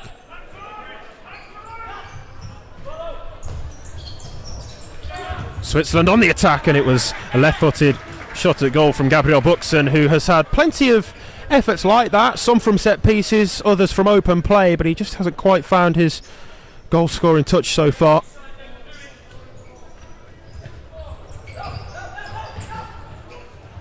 Goldstein looking for McGrath, cut out though, and again that's the cue for England to desperately get bodies back. Yeah, I just think Russell Goldstein he just needs to play that pass in with a little bit more pace. He just slightly underhit there.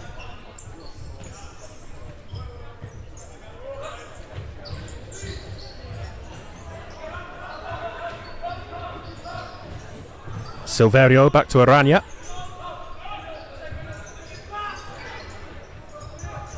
Yamalari. Silverio. Switzerland comfortable in possession in these sorts of areas. It's their own defensive third, even more so than their own defensive half, but they didn't go anywhere with the ball. I thought actually England defended that really well. They were really patient there, and eventually it forced the errant pass there, and England had possession back. McGrath lost possession to Buxen, crowded out but managed to offload the pass.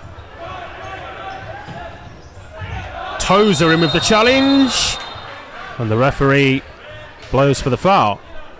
Yeah, I think once he made the contact, the referee made his mind up really quickly, but Some good work there from England to hustle the Swiss out of possession, but the ball just ran a little bit ahead of Tozer and forced him into the foul.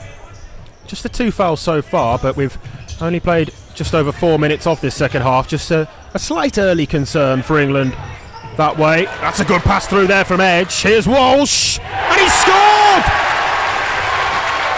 Ryan Walsh gives England a cushion, and there's distance between the teams on the scoreboard now. Yeah, I think that might have just taken a slight deflection on the way in, but England did really well. Jordan Edge, left-footed pass out to the wing. Ryan Walsh making his way inside, and I think it took a deflection off Garcia maybe, but England won't care because it's 3-1, and as you say, there's a bit of daylight now between the two teams. Yeah, well, it squirmed past Philipp Aranya in the Swiss net. Looked as though it must have taken a deflection, surely, on its way through. But England don't mind about that one iota. Still so much work to be done. But again, it's a great start to the half for England. And Jordan Edge showing both sides of his game there. He made that brilliant pass, but then some brilliant work on the wing there to win the ball back for England.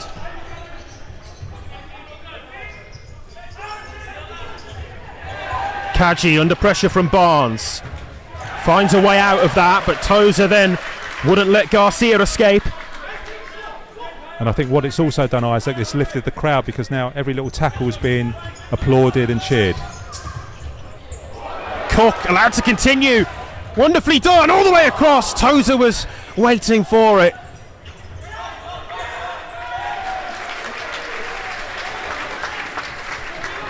Yeah, I think the crowd have bought into this. They're certainly getting behind every tackle and challenge from the Three Lions now.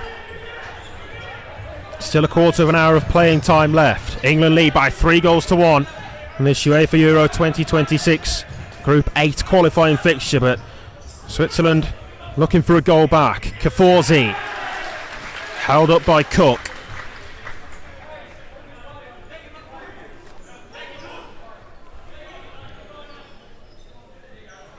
In 14:44 doesn't sound a lot, Isaac, but we're going to be here for at least another half an hour or so, and England will really need to be at their top level of concentration to make sure they don't allow the Swiss back into the game.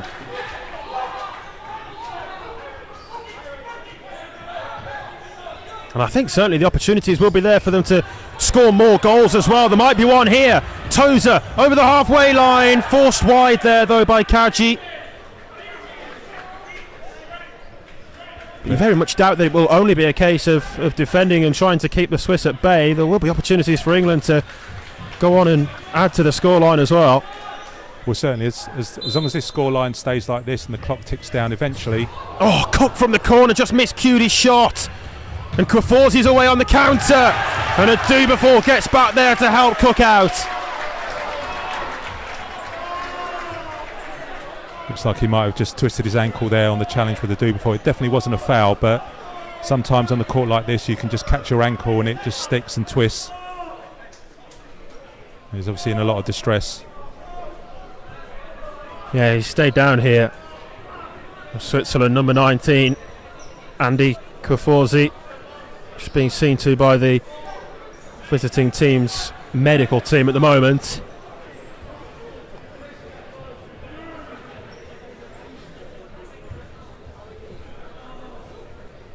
Hope he's okay. And he seems to be in quite a bit of pain.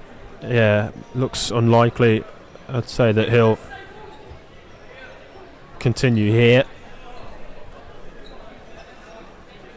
Yeah, just as he went down, he just seemed to catch his ankle and rolled on it. He's been a prominent player for Switzerland as well. Focal point of many of their positional attacks, trying to get the ball into his feet and build and play from there, utilising his qualities as a pivot. He's struggling at the moment. This just gives England a chance to also have a bit of a breather here, get their breaths back. But it was a really important challenge there from Jeff Dubefort. Well, Kaforzi off to be replaced to a round of applause from the crowd here at Loughborough. Yeah, it certainly wasn't a malicious tackle or anything like that. It was just a good solid block from Jeff Adu before.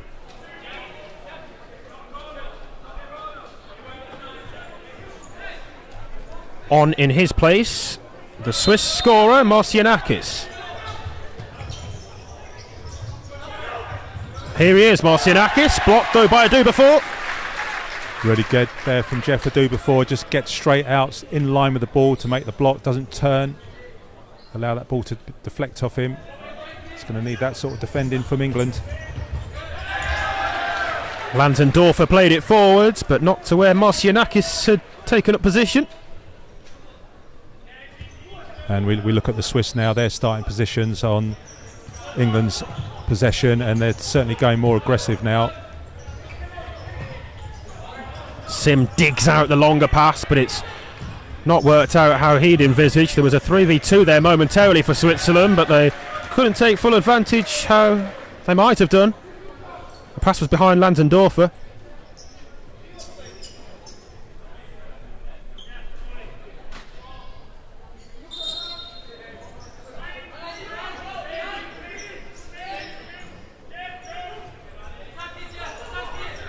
Edge.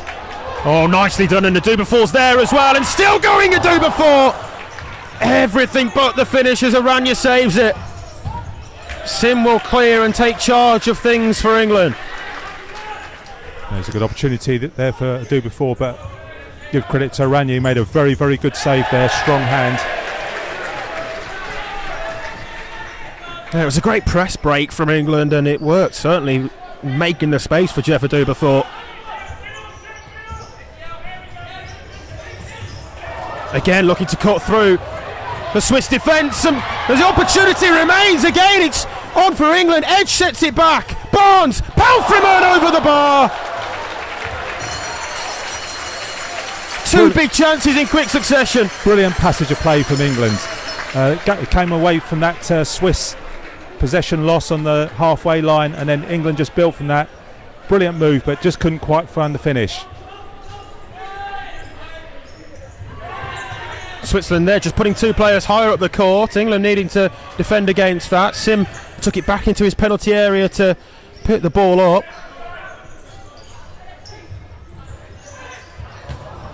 Edge momentarily lost possession, and in fact Switzerland do have it. It's a firm but fair challenge from Barnes. Two players have stayed down, and the ball's been put out of play because of that.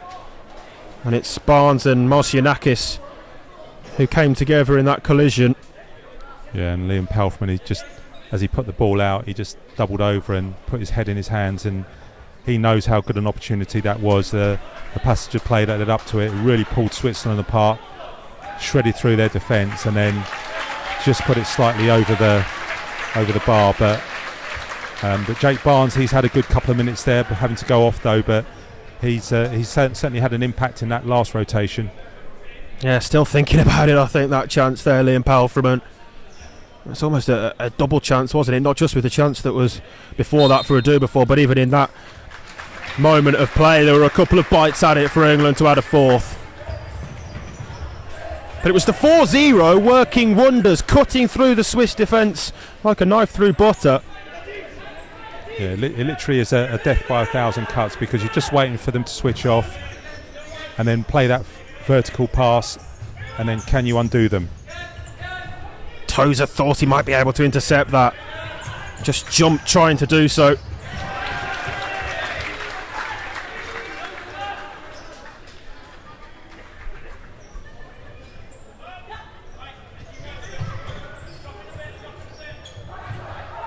Kaji. Forward from Silverio.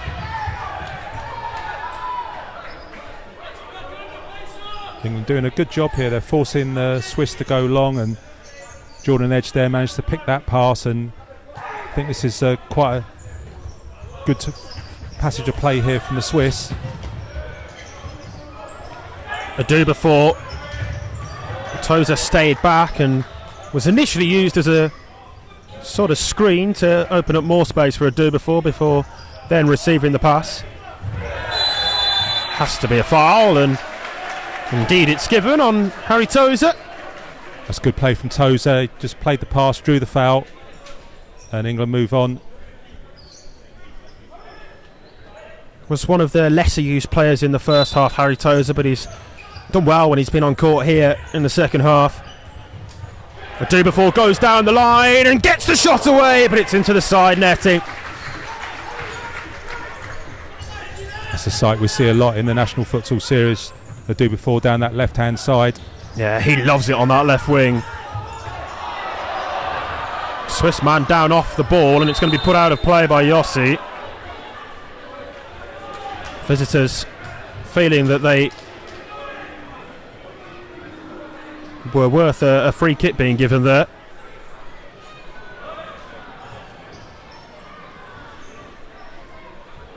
Yeah, I'm not sure about that one. I'm not sure that was a foul.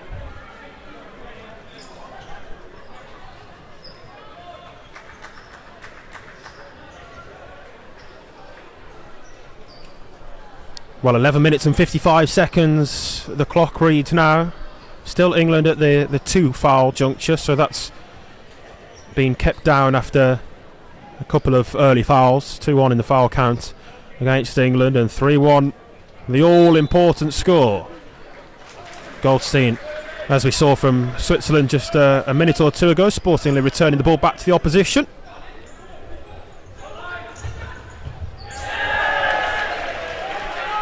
Once again, Switzerland struggling under the England press. Yeah, that was good work there from Jordan Matthews. He just stepped onto him and they've regained possession. Borges back on the court as well. Taken short to Matthews. It was a fierce one. Just not quite with the direction required. Yeah, Borges just made his little run across the court there and Matthews just hit just behind him. Marceljanakis sets it back. Silverio to Yossi. Marceljanakis went for the return pass back to Yossi, and there is the third England foul of the half. Yeah, England got to start thinking about this now with 11:36 to go, 3 fouls. It'll start to affect the way they, once they get to 4, and certainly if they hit 5, that will affect the way they have to defend.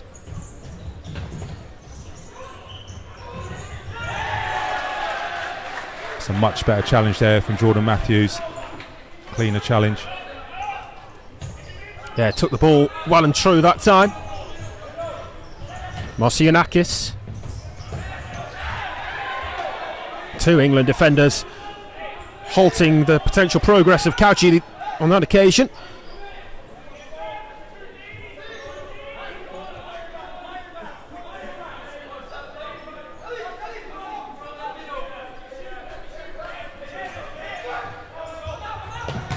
Struck there on the volley, but only into the first defender, Goldstein. And at the second time of asking, it had Sim backpedaling, but was always going to clear his crossbar.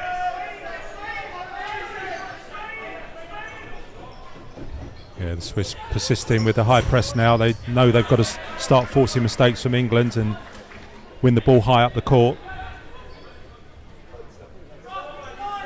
Still no sign of any in-possession goalkeeper play, incidentally, for either of the two teams. You imagine Switzerland will think about it at some stage, but it's not quite at the point where they need to look to add the extra man into their attack. Still plenty of time left on the clock, plenty of time for Switzerland to get themselves back into this game. Yeah, once the Swiss were, I think it was 7 or 8-0 down against Spain, they played fly keeper, but that was more about damage limitation, necessarily trying to win a game. So it'll be interesting to see what they do here as the clock starts to tick towards the last quarter of the game. Cook did well to read that and get in front of Marceljanakis to get to the ball first.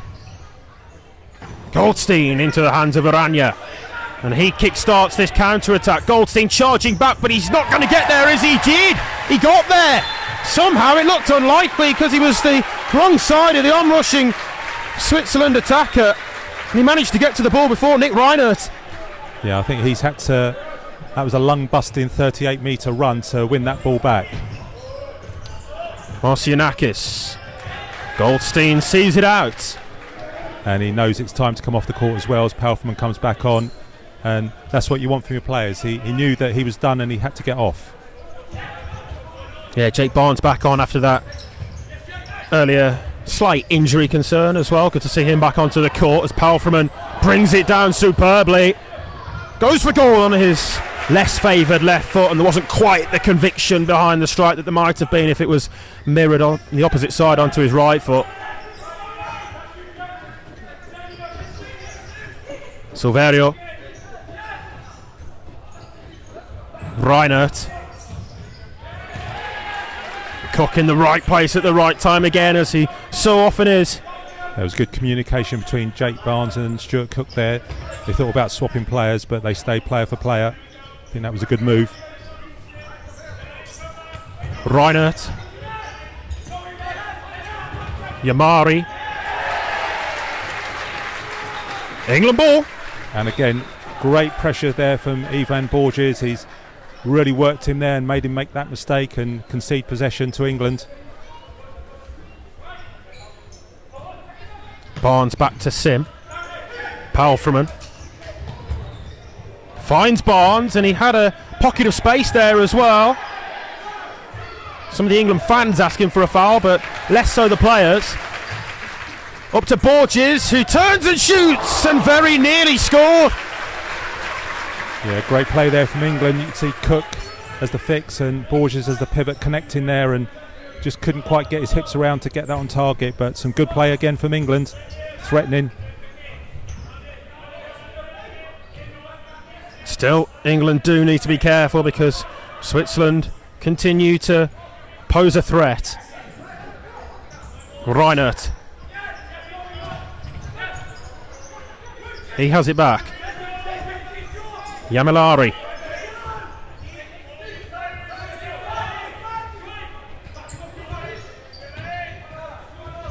Reinert again. Yamilari goes for the parallel pass, and Barnes is across there on the cover.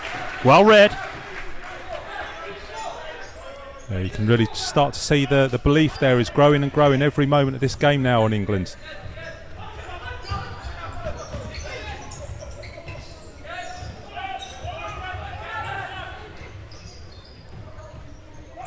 Reinert. Silverio.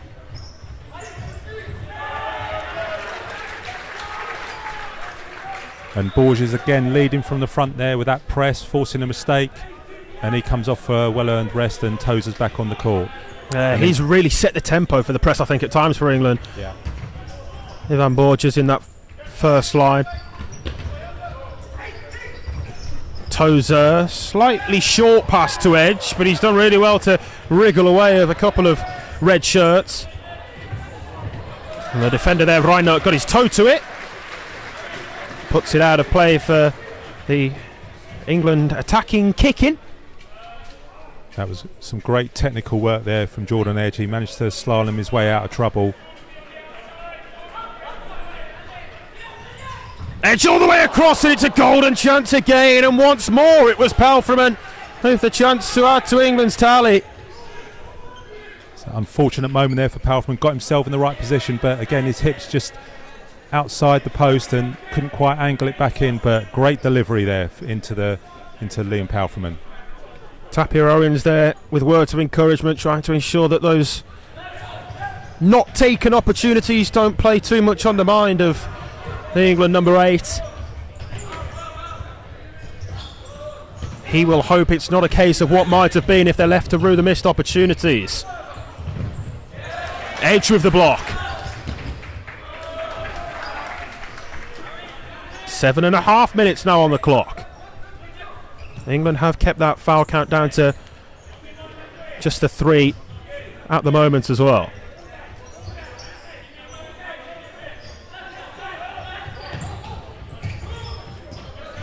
Edge nips in to take the ball.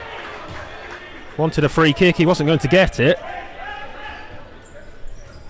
The do before back as the fix there for England, the deepest lying out court player.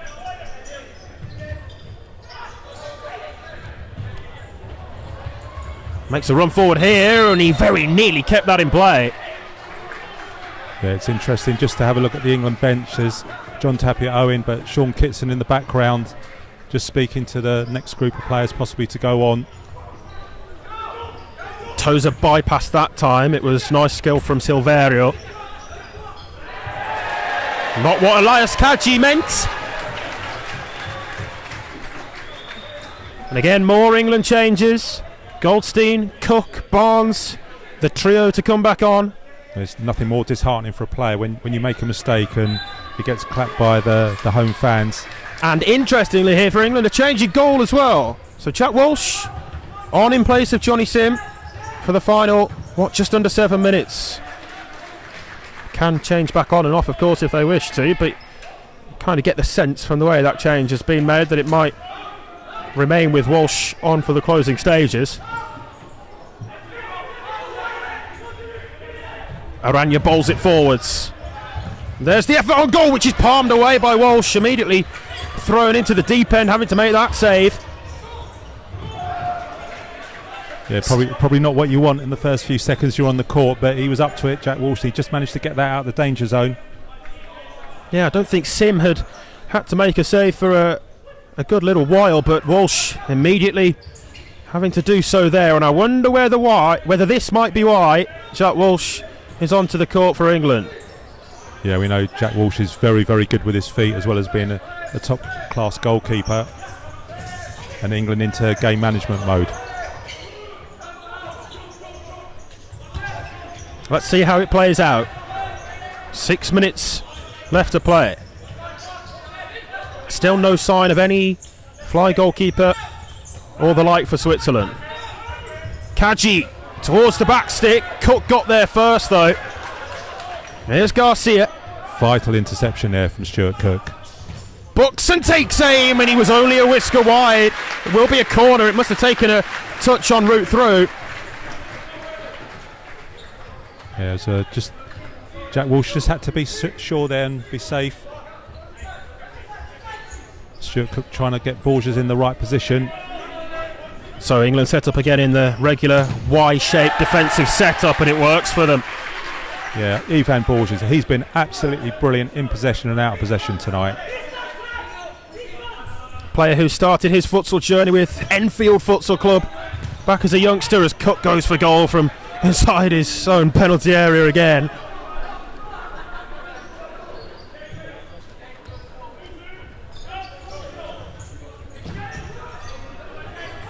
Kaji. Now Marcianakis. All the way back across to Kaji.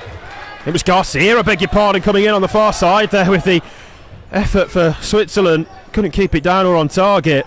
Yeah, he'd have done well to execute from that angle. Being a right footer, he's probably about 4 or 5 metres out. A lesser seen second half sign of Switzerland cutting through the England defence there though. Well, I think England will be happy if Switzerland keep playing like this for the rest of the game, because I'm sure they're going to see this out if they carry on like this, unless they make a tactical change, either go fly or... Oh, Goldstein turns it over from Cook's initial effort, but yeah, you'd certainly expect there to be some sort of change at some stage from João Pinto, the Switzerland boss. Again, Cook playing in front of the pivot, and it pays dividends winning the ball like that. Borges to Cook, big chance! Wasn't quite allowed to run through to Goldstein, and Barnes has won it, and Borges is to his right.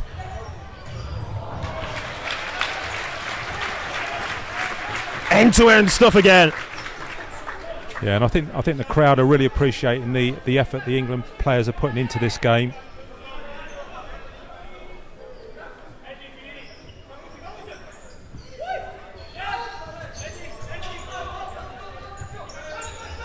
Edge goes back to Walsh in goal.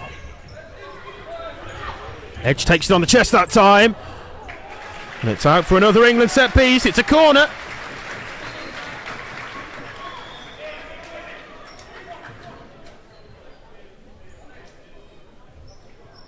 This is England's 8th corner of the game. Taken back this time to Palfreyman! England! What a wonderful strike! Liam Palfreyman, take a bow! He has his second goal of the game, and England are 3 to the good. It's 4-1. That is an absolute missile from Liam Palfreyman on that corner. We spoke about set pieces, how important they were. That forces a Swiss timeout. But what an absolute brilliant strike there from Liam Palfreyman. He was ruining his miss from a couple of metres. Well, I think that was from about 12, 13 metres. And that is rifled in, giving Iranian no chance. And you start to think now England have got their name on these 3 points, but this timeout is going to be crucial for Switzerland because they're probably going to set up the fly goalkeeper, and England are going to have to do some defending, but there'll be opportunities here, I'm sure, for England to breach the Swiss goal again. But certainly with 4:33 to go, it's looking pretty good for England, Isaac. Certainly is. It's looking even better now after that Liam Palfreyman strike right into the top corner. Couldn't have struck it any sweeter. And having had 2 big opportunities to score earlier in the half and back himself the brace that he's now got, that was by far the harder of the 3 opportunities, but it's a wonderful goal. Yeah, England have had 24 attempts on goal, 11 on target, 11 off target, and 3 shots blocked. Fly goalkeeper then here for Switzerland. Swiss coach João Pinto has his work cut out tactically to get his team back into this game. He's opted for the fly goalkeeper. Coach who was formerly with Benfica back in 2014 before he took over the South African national team, so he's been around the block. He's opted for the fly goalkeeper here. England need to defend it. It's a completely different proposition, but the first wave of 5v4 attack has come and gone without any true danger. And we saw there also England changed their defending for the fly, so obviously they've decided that will be the team that when Switzerland play fly keeper. Borges thought about the shot maybe. England keep possession. Borges with it again.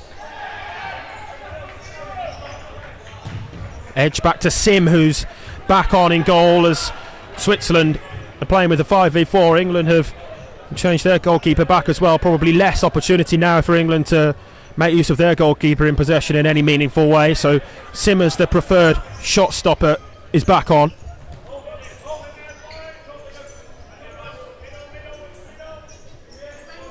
Yagi, now Buxton.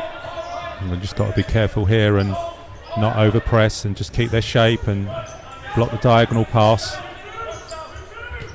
Buxton forward there to Marcianakis. And these are the sort of situations that players like Russ Goldstein absolutely love. Chance to show their resilience.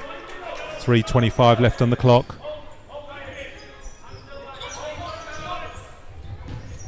Back into a dangerous area, but there's the chance to shoot. It was blocked from the effort from Ryan Walsh. Forward down the line and back across for Switzerland. Cut out there though by Cook. Yeah, Ryan Walsh just couldn't get the height on it. Buxton, one of their taller players, managed to block that. But that was an opportunity. Yagi. Back to Buxton. England waiting for the opportunity to force the error. Buxton plays it across. Sim will take the chance to shoot. Not on target in the end, but it's a warning sign for Switzerland of what can happen if you shoot straight into the goalkeeper's hands like that. And England will go on the press here. They won't want to give Switzerland an opportunity to set the fly up with under 3 minutes to go now. And for that, Borges and Tozer are back on with Edge and Adu before. Marcianakis. Oh, really well won, and England are away on the counter, and it slipped through here to Harry Tozer. Tried to take it in his stride, but it wasn't the best of first touches in truth. Yeah, maybe if he used the sole of his foot there to try and control that. He tried to use the outside of his foot, and it just the pace of the court, it ran away from him. But again, great work from Borges.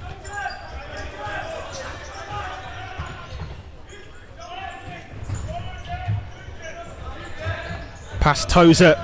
There went Buxton. He tried that on this side of the court and it didn't come off, and he's tried it again there, that little back flick to fool the player, but Tozer's got space here. Looks to take it down the line. It fortunately ricocheted up into the hands of Aranya though. England have changed the goalkeeper again, by the way, at that set piece. Walsh is on at the moment. Thinking about the fly goalkeeper, setting that up in possession. The free kick's given. It's the referee on the near side to our vantage point, more so the far side to the incident, slightly, who gave that decision as England make a change of the defensive quartet. Yeah, that was probably a necessary foul because it allowed Switzerland to change their forwards to play fly again as we go into the last 2 minutes. Yagi. England win it back and Palfreman goes for goal and it's good! It's also good for England! Liam Palfreman has himself a hat-trick!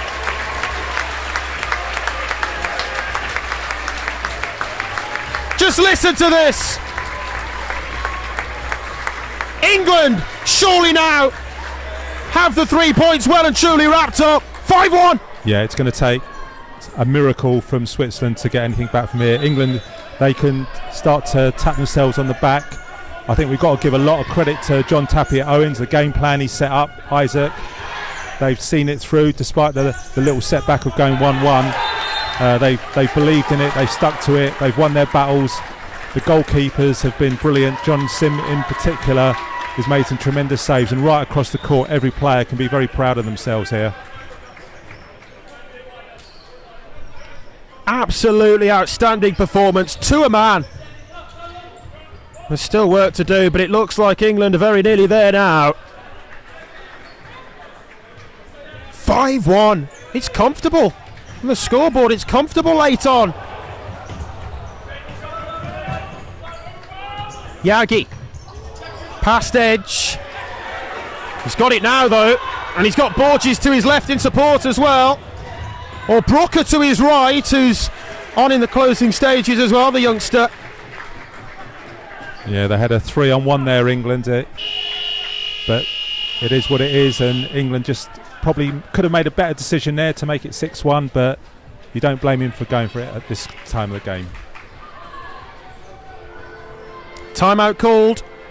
70 seconds left on the clock, but what an excellent display this has been from almost start to finish. There was a little bit of a wobble in the first half, just around the time where Switzerland got their equalising goal, but the mental strength, the mentality to come back from that equaliser as well, didn't let it affect them, the England players.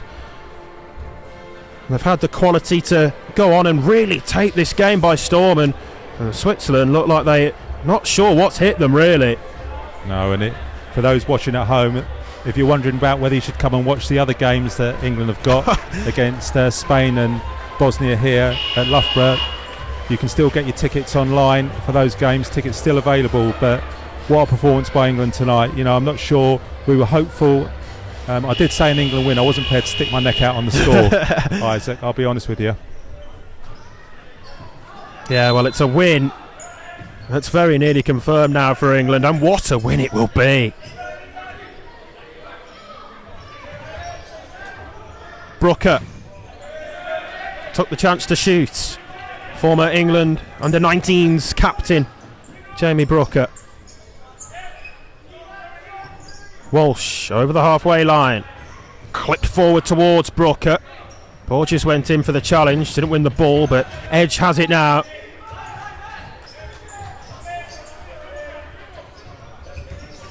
You wait for that final buzzer.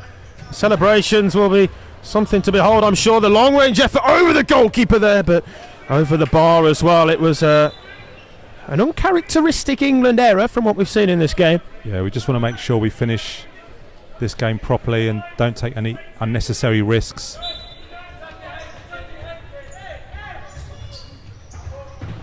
Long and direct, and it's a lovely touch.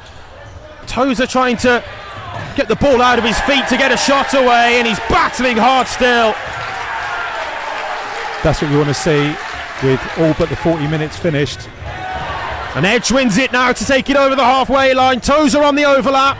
Edge looking to add his name to the score sheet. It's going to be the kick-in because it's struck the sports hall ceiling.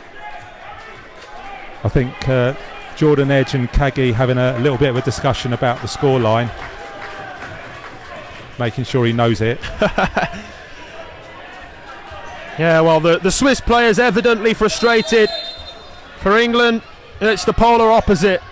And it'll be jubilation in just a moment when that final buzzer sounds.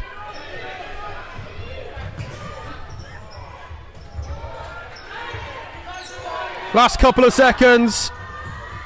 The crowd are counting down, and there it is. 5 years away. But on their return to a home court, the England men's senior national team have scored 5 and won it with a 5-star performance. The Swiss played their part, but they've been well and truly beaten here this evening. And England very much worthy of picking up the 3 points. It was a wonderful display from start to finish. And what a moment, what a game, Louis. Yeah, England have been superb throughout the game. They got tested a few times, but they came back and answered those questions. A Liam Pelfman hat-trick. God help the rest of the England players in the changing room. But what a brilliant performance from them. As you said, every player's contributed, and we've seen some brilliant goalkeeping as well. Wonderful, wonderful game from start to finish, from everything an England point of view. And that's the result that England were after, to match the occasion, the spectacle, and the performance was to go with it as well. Thank you very much for tuning in at home or wherever you've been joining us across the world to watch this one. England with a win here in their UEFA Euro 2026 Group 8 qualifier. And the celebrations continue here at Loughborough University. The full-time score from the Sir David Wallace Sports Hall is England 5, Switzerland 1.